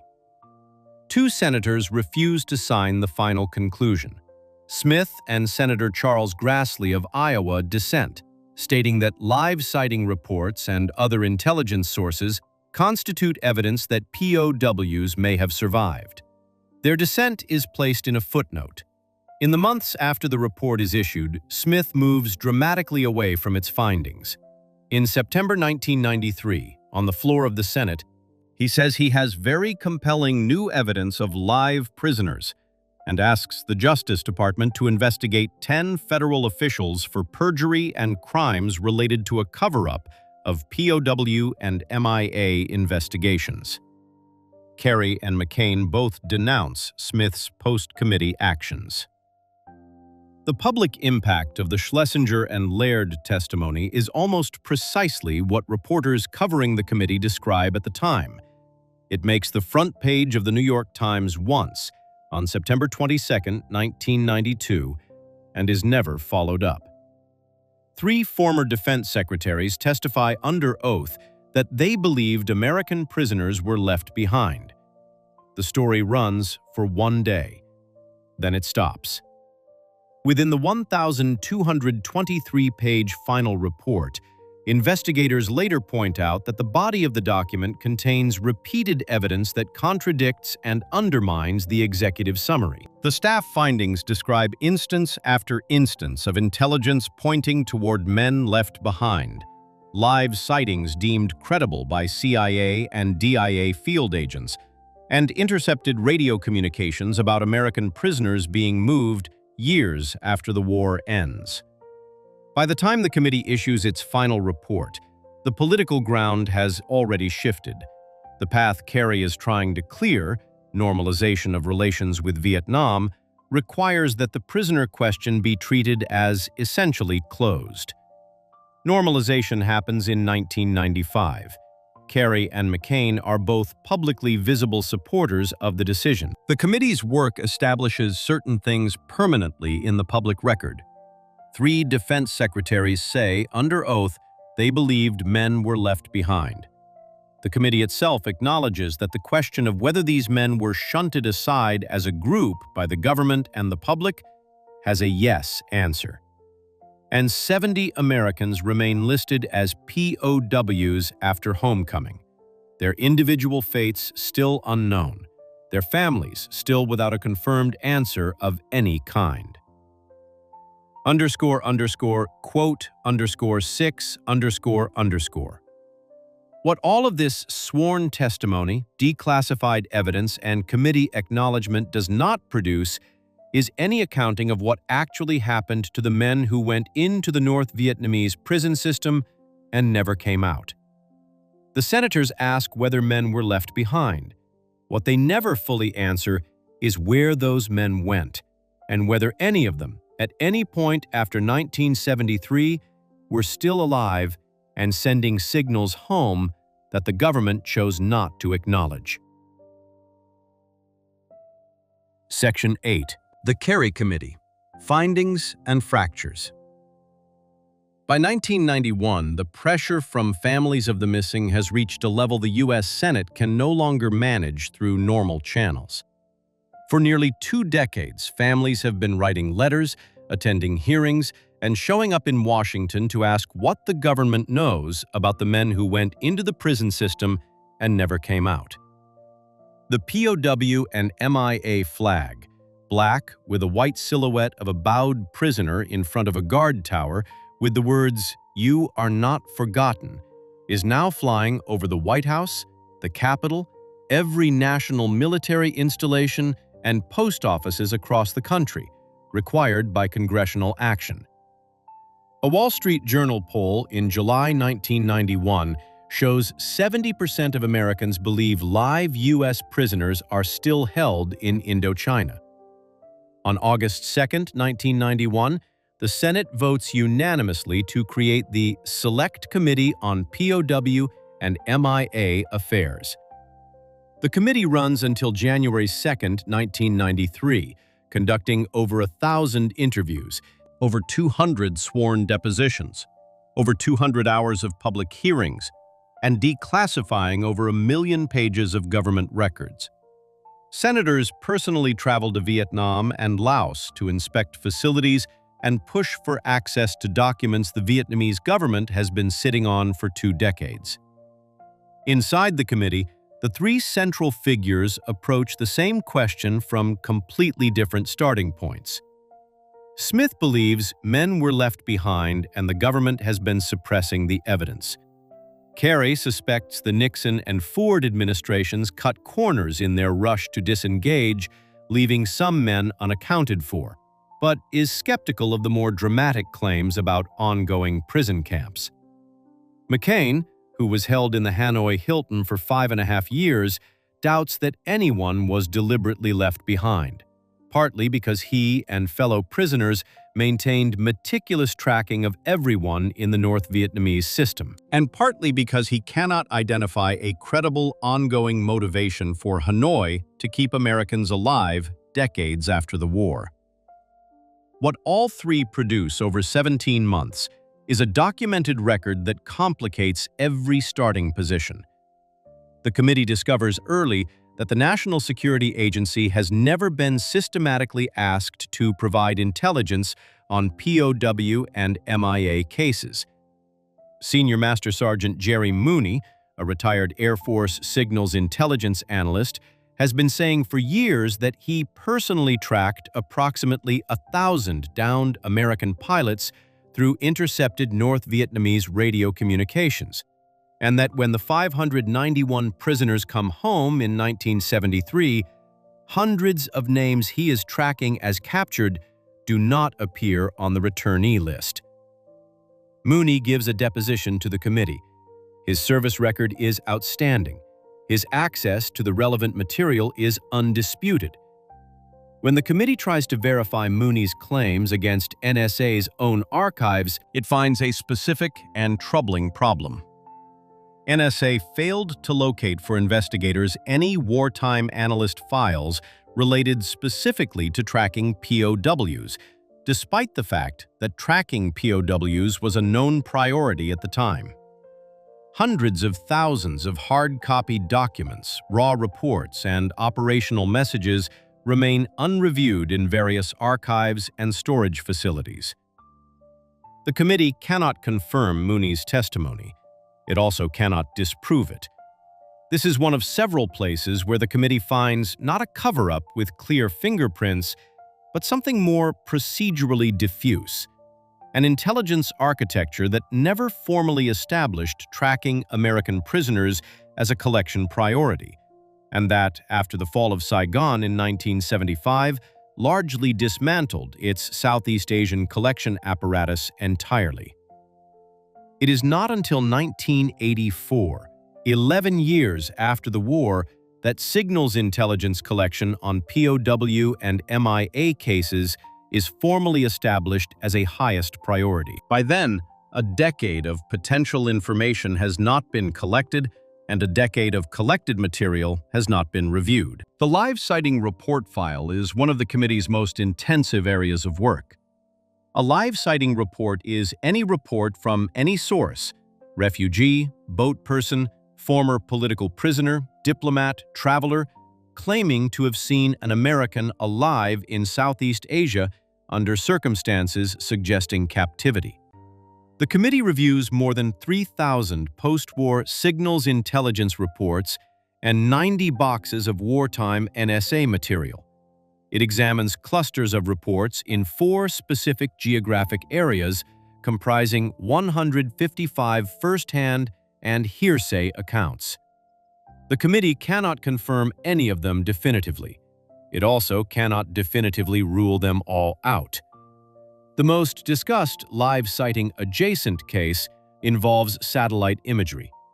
In June 1992, a U.S. satellite photographs Dong Mang prison in northern Vietnam and captures what appears to be a man-made signal stamped out in the grass, GX2527.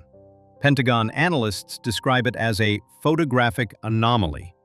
Independent imagery analysts dispute this.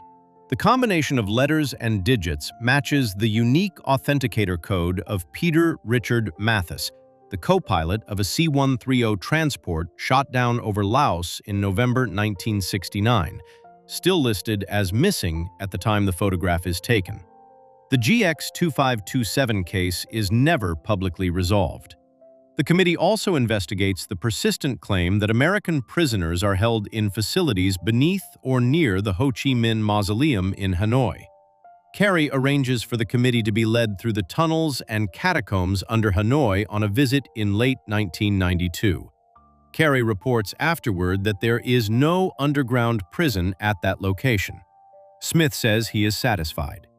The November 1992 hearings on Cold War and Korean War POWs produced testimony from General Dmitry Volkogonov of Russia, co-chairman of the Joint U.S.-Russia Commission on POW and MIA Affairs. He reads a letter from President Yeltsin confirming that Soviet records show U.S. servicemen were interrogated by Soviet officials during the Korean War. He states that 9 Vietnam-era servicemen were transferred to the Soviet Union, describing them as deserters brought for propaganda purposes. He says the possibility of Vietnam-era POWs being transferred cannot be entirely discounted, but that investigators have found no documentary evidence. The committee's final report is issued on January 13, 1993. Its executive summary contains the central conclusion. While the committee has some evidence suggesting the possibility a POW may have survived to the present, and while some information remains yet to be investigated, there is, at this time, no compelling evidence that proves that any American remains alive in captivity in Southeast Asia. The report also addresses activist claims about hundreds or thousands of Americans in jungle camps. The committee's finding is blunt.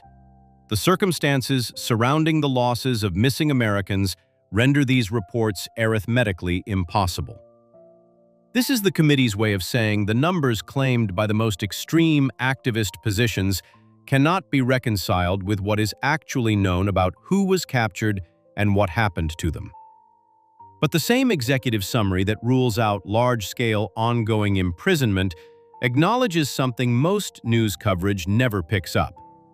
More than 70 Americans are officially listed as POWs, based on information gathered prior to the signing of the peace agreement, and their fates continue unknown. The committee further states that these individuals were, as a group, shunted aside and discounted by government and population alike, treating this as a yes answer to a deeply uncomfortable question. The report also produces a carefully worded exoneration on the question of deliberate abandonment. The committee explicitly addresses whether American officials knowingly abandoned POWs. Its answer? Clearly no.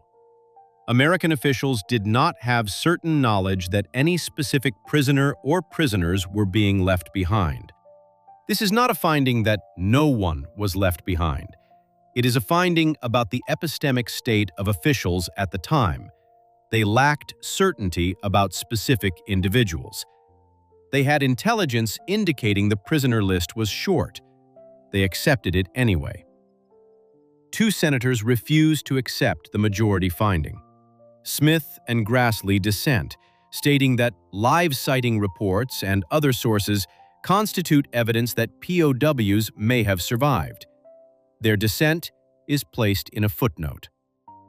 The day after the report is issued, the public and press have essentially moved on. The POW story gets one more news cycle and drops back into the background of American political life, where it has been living unresolved since 1973. Sidney Schonberg, the Pulitzer Prize-winning journalist who reports on the Committee for Newsday, writes in 1994 that the committee had been dominated by a faction that wanted to appear to be probing the prisoner issue energetically, but in fact never rocked official Washington's boat. He argues the conclusions were watered down to the point of meaninglessness. Kerry denies that the committee engaged in any cover-up. What the committee definitively establishes in its 1,223 pages, regardless of how the executive summary is read, is that the intelligence files are incomplete, that NSA's wartime tracking records are missing, that discrepancy cases in Laos and Cambodia remain unresolved, that more than 70 Americans listed as POWs after homecoming are still unaccounted for, and that the government's handling of these cases, while not constituting deliberate abandonment of specific known individuals, constitutes a pattern of the missing being shunted aside. The committee is gone by January 1993. Normalization of relations with Vietnam happens in 1995. The DIA's live sighting database, more than 1,600 first-hand reports and nearly 14,000 second-hand reports accumulated since 1973, continues to grow for years after, even as the official position remains that there is no compelling evidence any American is alive in captivity. What the families of the missing are left with is a report that says their loved ones were probably not deliberately abandoned by officials who knew exactly what they were doing, while simultaneously acknowledging that the men were shunted aside, that the accounting is incomplete, and that the fates of specific individuals remain unknown to this day. Before we move on, if you're enjoying this analysis, please consider subscribing. It helps the channel tremendously.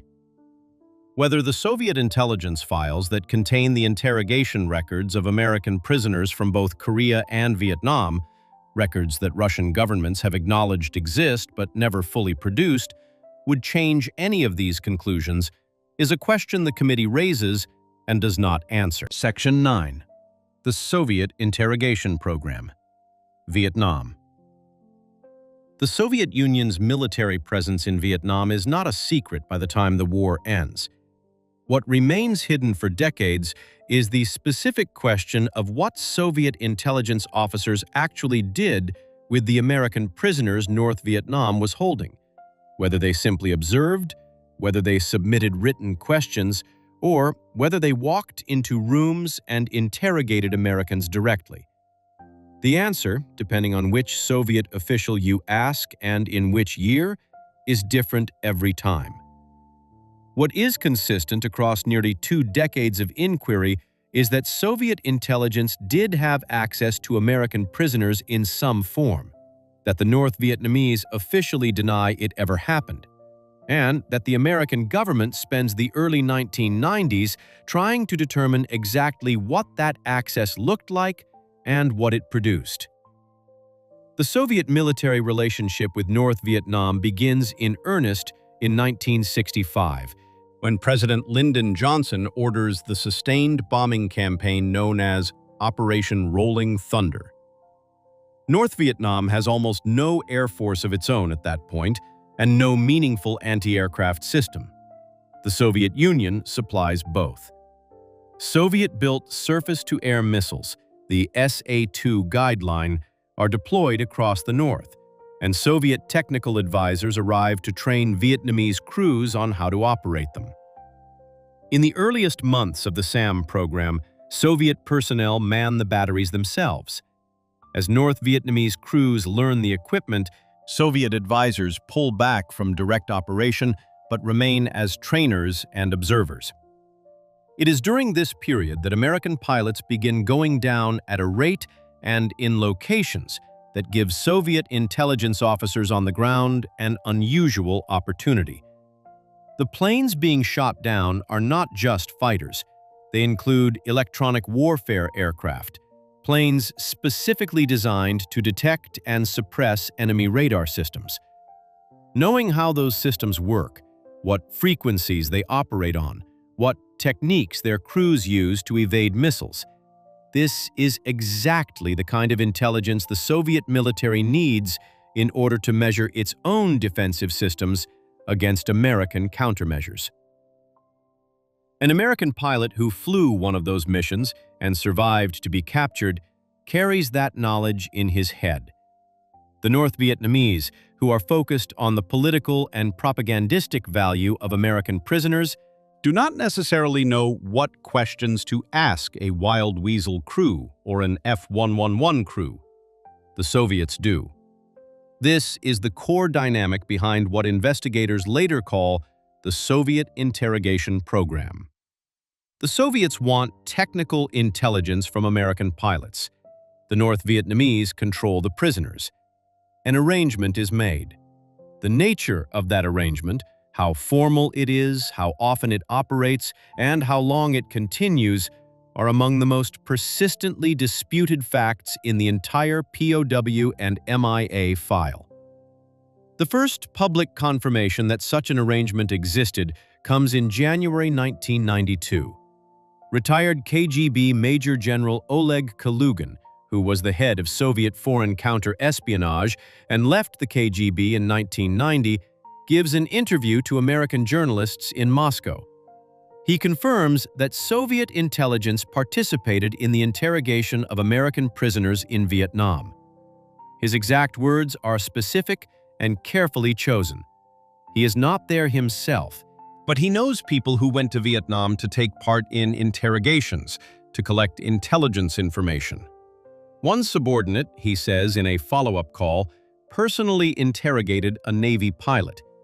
He says one such interrogation took place in 1976, 3 years after Operation Homecoming, 3 years after North Vietnam declared all American prisoners had been returned.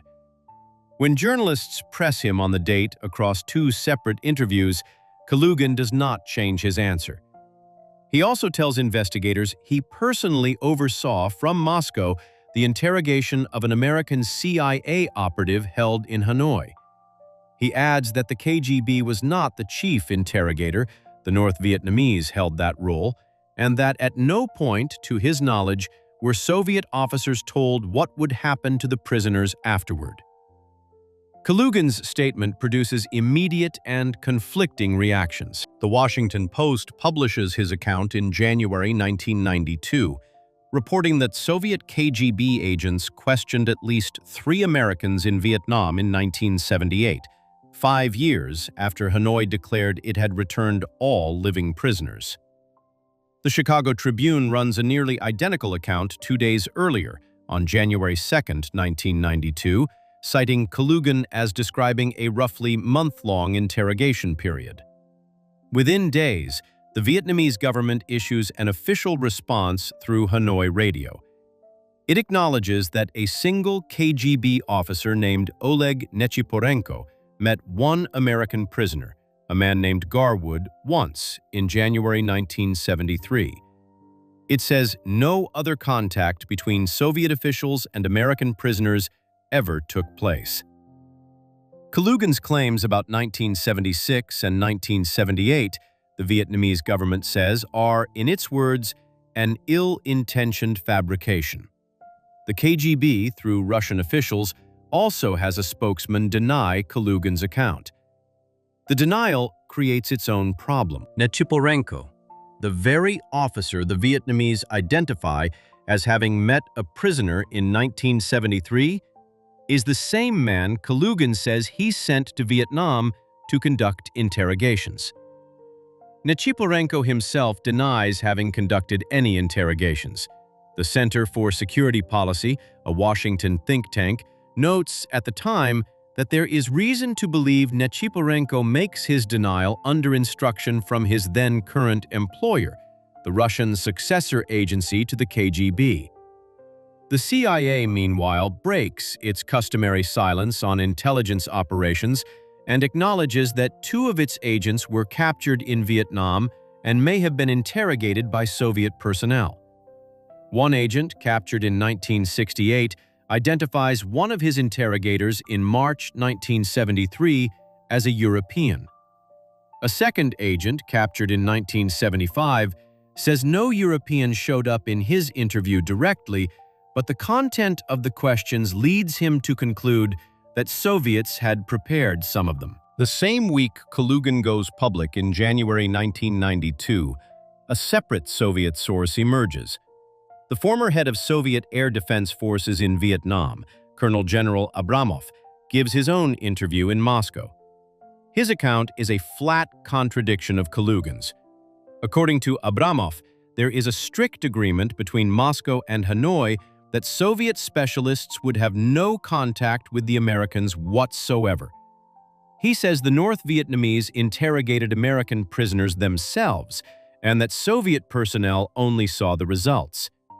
He also says, revealingly, that he was disappointed with what North Vietnam produced from those interrogations, that the Vietnamese did not even know what to ask.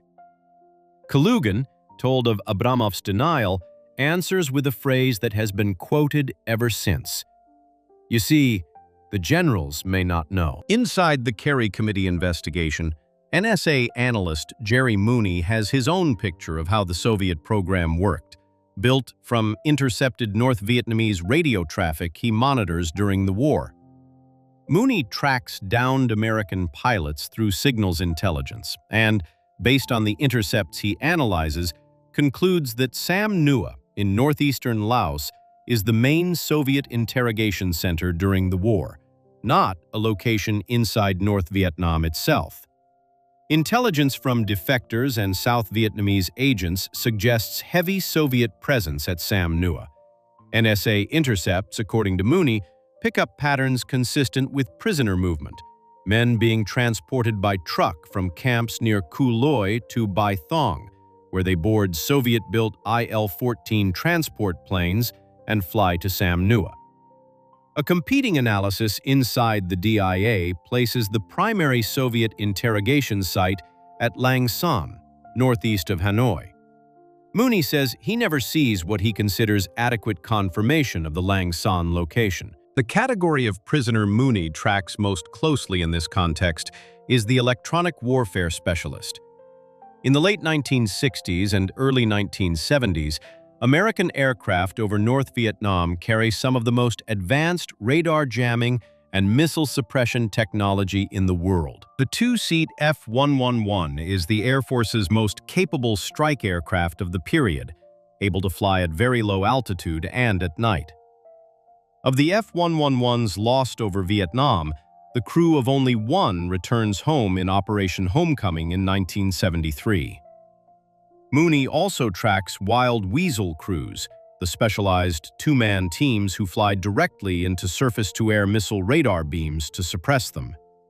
These men carry in their heads precise knowledge of what American systems can detect, how they respond to various Soviet radar frequencies, and how American pilots are trained to evade or defeat the SA-2 system. To Soviet radar and missile engineers, that knowledge is worth a great deal. The Task Force Russia 294 report, eventually declassified and posted on the Library of Congress website, provides one of the few contemporaneous documents in a body of evidence that is otherwise largely oral and anecdotal. The report concerns a Soviet officer whose identity is not published in the declassified version, who describes information the Soviets obtained through the North Vietnamese concerning American electronic warfare operations. The officer insists in the interviews that the information was given to him by the North Vietnamese in response to questions the Soviets had submitted, not from direct Soviet interrogations. Pentagon analysts in the Defense Prisoner of War and Missing Personnel Office use this account as partial support for their long-held position that Soviet personnel did not directly interrogate American prisoners, with one narrowly documented exception. Russian specialists working on the joint U.S.-Russia Commission take a different view and insist credible evidence from Russian sources points to direct Soviet interrogations having occurred. The two sides have maintained this disagreement since the early 1990s. The most specific unresolved cases identified by investigators as likely involving Soviet technical interrogation are Navy Lieutenant Michael J. Estachin, shot down on April 26, 1967, and Navy Lieutenant James K. Patterson, shot down on May 19, 1967. Both men are electronic warfare specialists. Both are still listed as missing in action. The Soviet archives almost certainly contain interrogation records from this period that might resolve what happened to men in their category. Access to those records has never been granted. Into this contested picture steps Czech defector Major General Jan Sejna. Sejna defects in February 1968, just ahead of Soviet tanks rolling into Prague during the brief Czech reform movement. At the time of his defection, he is chief of the political wing of the Czech Defense Ministry, a member of the Communist Party's General Staff, and a member of the National Assembly. He is the second highest-ranking Warsaw Pact officer ever to defect to the West. After his defection, he becomes an intelligence source for American agencies, eventually working in a sensitive post at the Defense Intelligence Agency, which polygraphs him on multiple occasions and finds no evidence of deception. In September 1996, Sejna testifies before a House subcommittee chaired by Congressman Robert Dornan. His testimony is extraordinary. He says that during the Korean War, Soviet and Czech doctors, directed by Moscow, used American and other United Nations prisoners as test subjects for mind-altering drugs, chemical and biological weapons, and to develop and sharpen interrogation techniques. The program, he says, is scientifically organized and produces data the Soviets intend to use to understand how American soldiers respond to various substances and situations. He says he helps organize the shipment of Korean War prisoners to the Soviet Union, that the prisoners are transported through Czechoslovakia, and that he estimates at least 100 Korean War prisoners survive the testing process and are flown through Prague to the Soviet Union after the war ends. He says all others used in the program die in the process of the experiments. Sena also tells the committee that the same operation continues during the Vietnam War. He says that between 1961 and 1968, the year he defects, he estimates at least 200 American prisoners captured in Vietnam and Laos are transported to the Soviet Union, in part through Czechoslovakia. He says some are given to China for similar experimentation. He says the Vietnamese operation is better planned than the Korean one, and that more prisoners are used. The Pentagon's Defense POW and MIA office, represented at the same hearing by official Norm Cass, calls Sena's account credible. Cass says it tracks very closely the steady flow of information the office has gathered on American soldiers being used in Soviet-sponsored medical experiments going back to World War II. Sena's claims are among the most serious and specific in the entire body of evidence about what happened to missing Americans. They are also among the most fiercely disputed. Critics within the intelligence community and outside it point out that Sena's story grows more detailed over time, that earlier versions have gaps and errors that later versions fill in. One analysis written by an American MIA researcher argues that Sena is essentially an aging defector who realizes his Cold War intelligence value has collapsed with the Soviet Union and needs a new reason to remain employed by the DIA. The CIA disputes elements of his account. The Russian government, through a defense ministry spokesman in September 1996, denies that any of it ever happened, and says the joint U.S.-Russia Commission has found no evidence to support claims of POWs being transferred to Soviet territory. The new Czech government cooperates with U.S. investigators looking into Sena's claims, and, according to critics, nothing is confirmed. Sena dies of heart failure in Bethesda, Maryland, on August 23, 1997.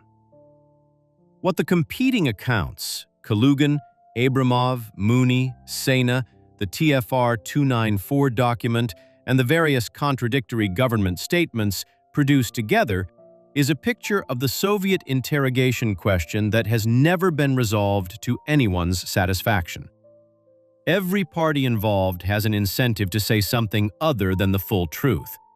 The Soviet and Russian governments have every reason to minimize what Soviet intelligence did with American prisoners.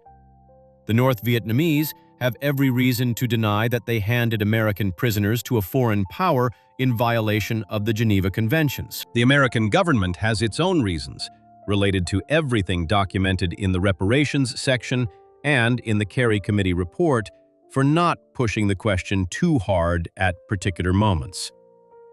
The defectors have reasons of their own, related to continued relevance and employment. And the NSA analysts who saw the intercepts work from files that the committee finds are substantially incomplete or missing.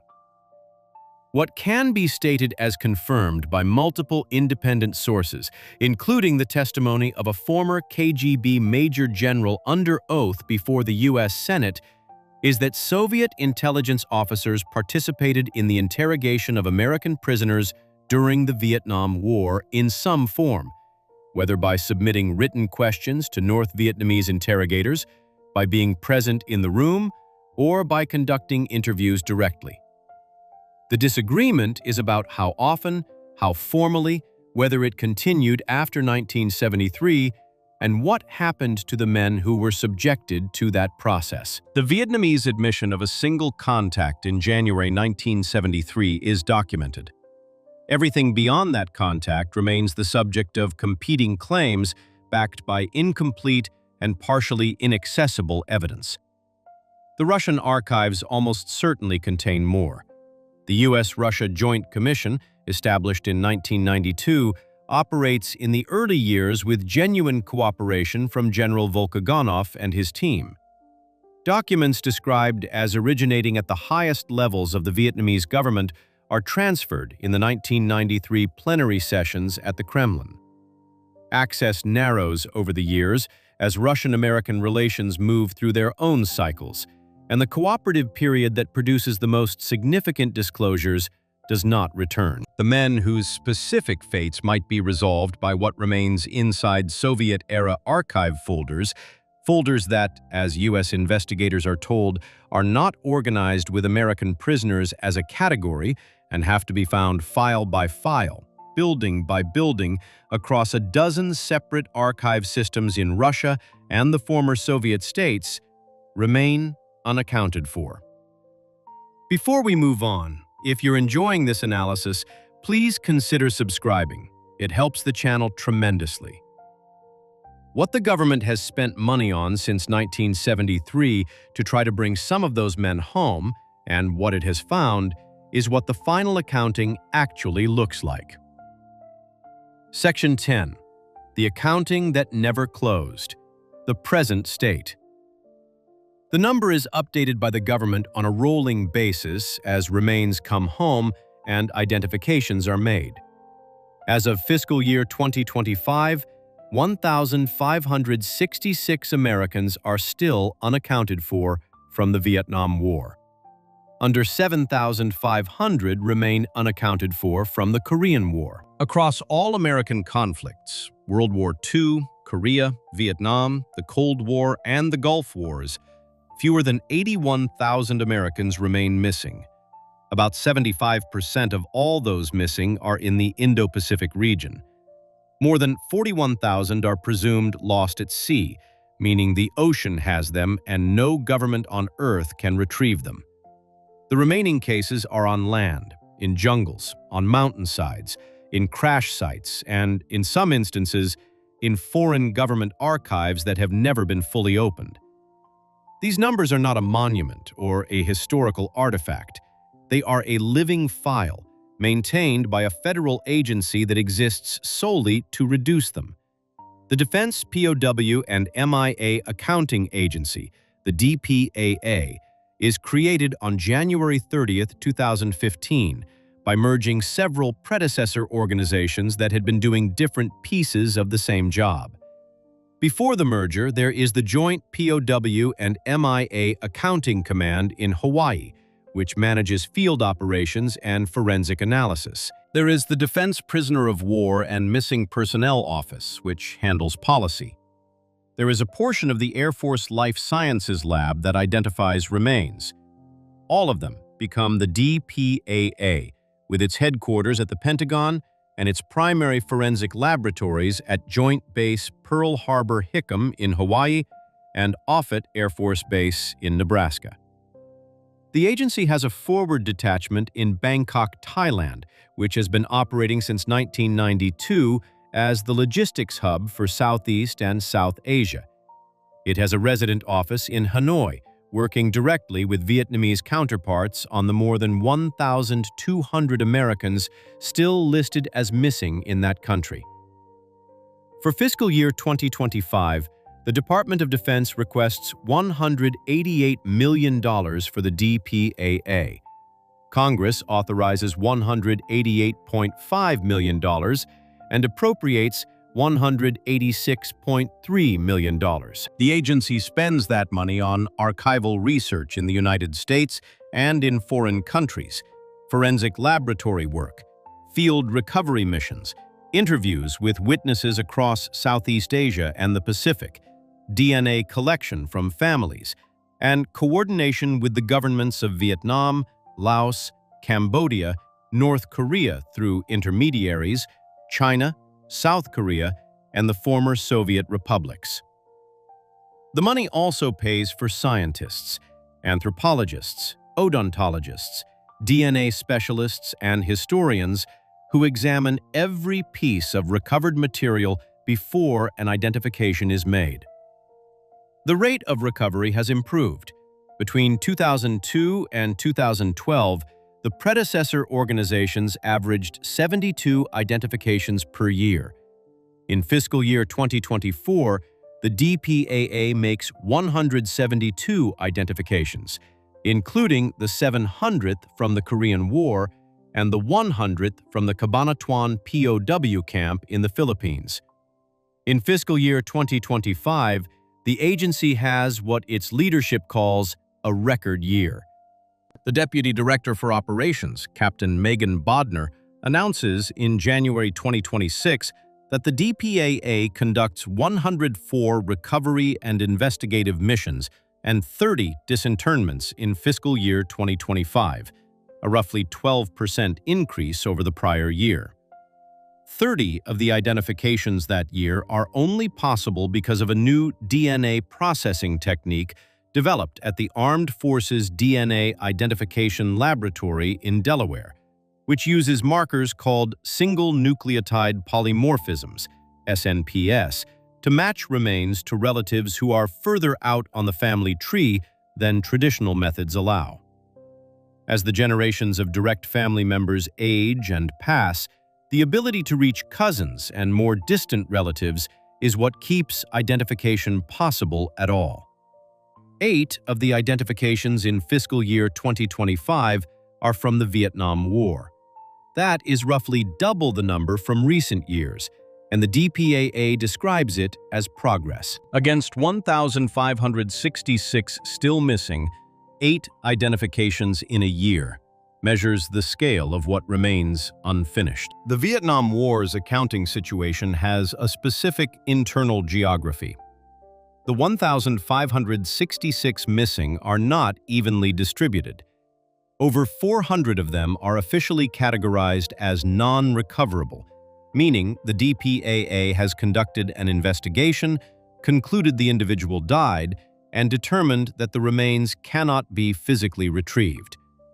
A crash site at the bottom of a lake, a pilot lost over open water, a man whose remains are so scattered by the circumstances of his death that no meaningful biological material survives. These are non-recoverable. On rare occasions, a case moves back to active status when new information surfaces. For the rest, the non-recoverable designation is effectively final. Over 280 Americans are still unaccounted for, specifically in Laos, with some of those also in the non-recoverable category. The DPAA measures its cooperation with Vietnam by the number of joint field activities conducted each year. U.S. and Vietnamese teams carry out excavations together, share archival documents, and interview former military and government officials. In the 10 years leading up to 2025, that collaboration produces 35 identifications, 19 from joint fieldwork, 1 from a U.S. partner mission, and 15 from Vietnamese sources. In July 2025, DPAA Director Kelly McKeague meets senior Vietnamese officials in Hanoi, including the Vice Minister of National Defense and the Vice Minister of Foreign Affairs, to reaffirm what the agency describes as an unwavering commitment to MIA cooperation. A joint U.S.-Vietnamese team in Da Nang province completes a recovery mission on July 25, 2025, returning possible remains for identification. Cooperation with North Korea is a different problem.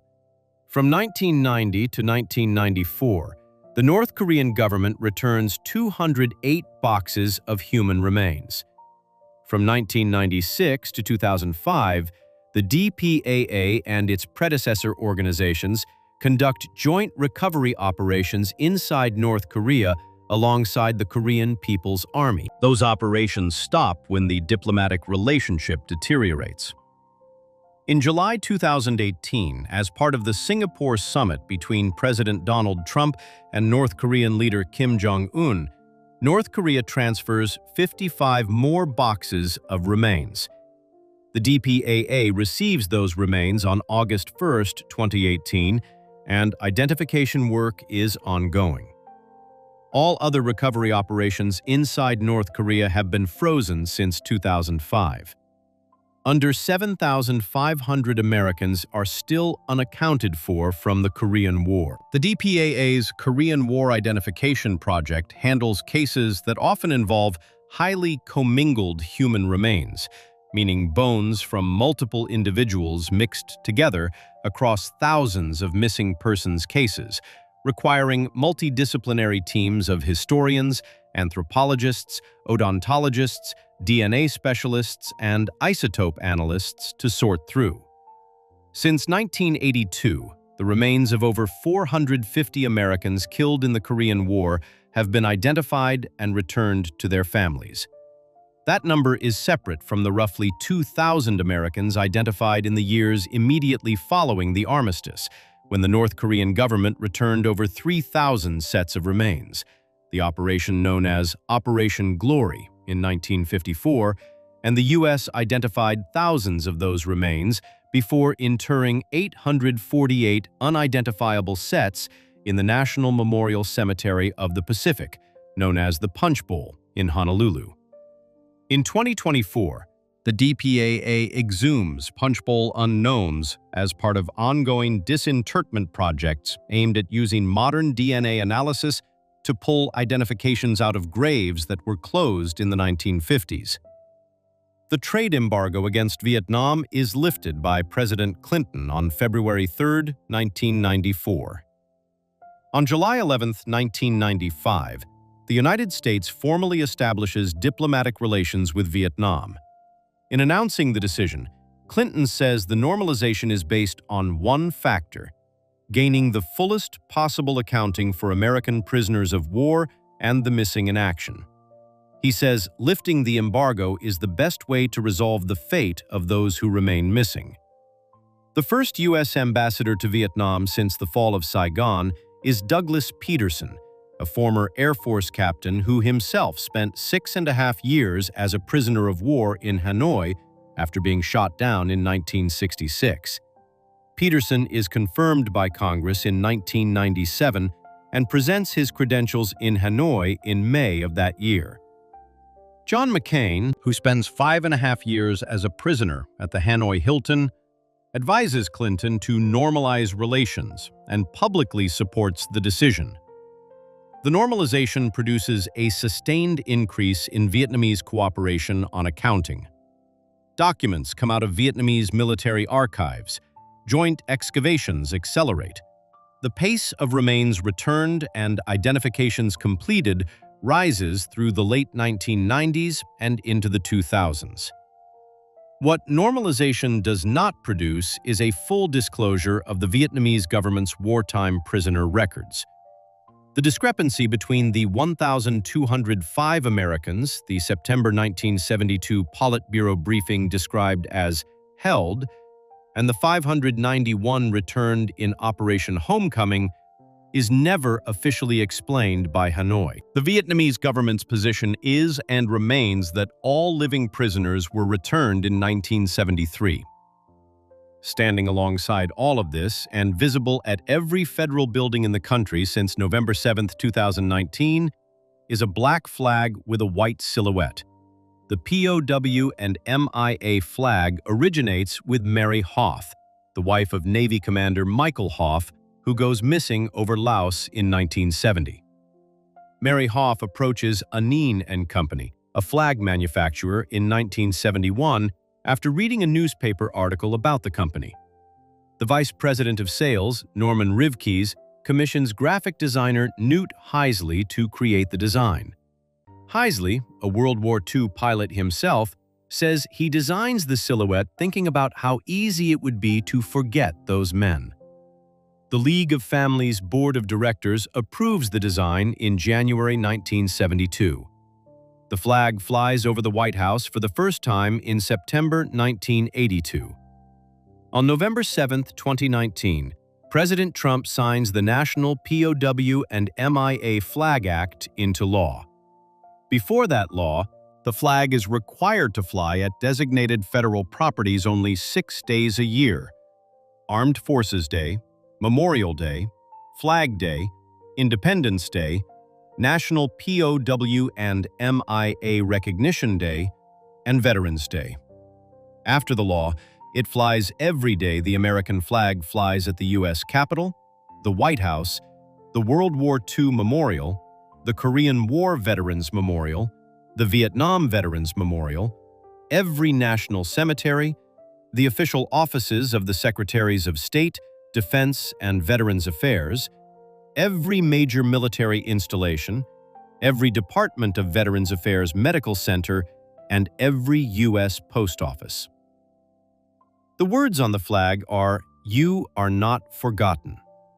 The official position of the U.S. government, as established by the Kerry Committee's 1993 report and maintained by every administration since, is that there is no compelling evidence that proves any American remains alive in captivity in Southeast Asia. That position coexists, without apparent contradiction in official statements, with the operation of a $186 million per year agency whose entire mission is to account for the missing.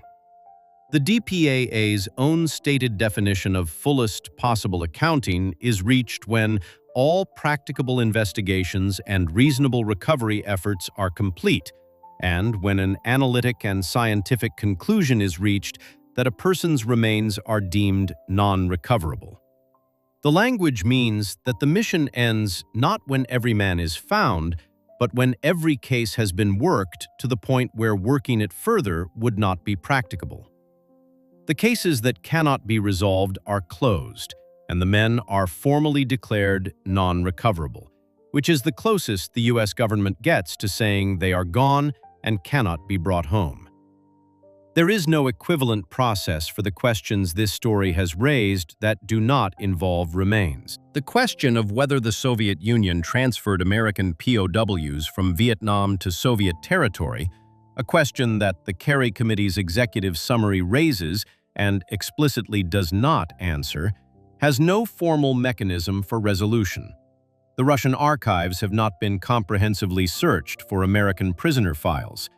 The U.S.-Russia Joint Commission on POW and MIA Affairs, which operates with some cooperation in the early 1990s, narrows its access as the political relationship between the two countries deteriorates through the 2000s and 2010s. The DPAA maintains a section called the Joint Commission Support Division that conducts research in Russia and supports the U.S. side of the commission. But the level of archive access available in 2025 is not what it is in 1993, when Volkogonov and his team are handing documents across the table in the Kremlin's Oval Hall. The families waiting for answers are now, in most cases, the children and grandchildren of the missing. The DPAA holds 4 family member update meetings per year in major cities across the United States, and 2 annual government briefings in Washington, one for Vietnam War families, one for Korean and Cold War families. About 1,800 family members attend these events each year. The agency collects DNA reference samples at the meetings because the science of matching bone fragments to distant relatives requires an ever-expanding genetic database. Every year, the DNA reference sample pool needs to grow because the parents and siblings of the missing are dying. Cousins and great-nieces and nephews are now providing the reference samples that allow the matches to happen. In fiscal year 2023, the DPAA identifies a World War II airman whose bomber went down in a German forest 79 years earlier. Advanced DNA analysis matches bone fragments to a reference sample provided by his great-niece. His mother, who waited for him, is long dead. The identification comes too late for her. The DPAA publishes his story as an example of what the mission looks like at this stage of the work. It is the kind of story that closes a case in a file but cannot close anything for the woman who waited and never knew. The total number of Americans identified since the accounting mission officially begins, a date the DPAA sets as March 29, 1973, the establishment of the predecessor laboratory in Thailand, runs to several thousand across all conflicts. From Vietnam specifically, the DPAA has identified more than 1,000 missing personnel since 1973. That identification effort is called the Vietnam War Identification Project. The 1,566 who remain are what is left after 5 decades of that work. They include men whose cases are active, men whose cases are in the non-recoverable category, and men whose cases sit in archives in Hanoi, Moscow, and Vientiane that have not yet been fully opened. They include the names Jerry Mooney tracked through intercepted radio traffic and never saw come home. They include the discrepancy cases in Laos that the Kerry Committee says were unresolved as of January 1993 and remain unresolved today. They include men whose families have been told, in the careful language of the agency's written materials, that their loved one perished, but that it is not possible to recover the remains. The flag flies over every post office in the country, every day, in every town. The 1,566 names are in a database on a government website that updates when an identification is made. The $186 million moves through the Pentagon's budget year by year, financing excavations in Southeast Asian jungles, DNA analysis in Hawaii and Nebraska, and archive searches in foreign capitals. The accounting has not closed. The agency says it will not close until every practicable effort is complete. The men in the files have been waiting for more than 50 years. What became of the Americans who were abandoned? Those whose stories are traceable through documents, sworn testimony, and declassified archives is a question this series has laid out across 9 sections. What is left, for the families still alive, is the flag, the database, and the agency's promise that the work continues. If you enjoyed this video, make sure to subscribe. Thanks for watching, and I'll see you in the next one.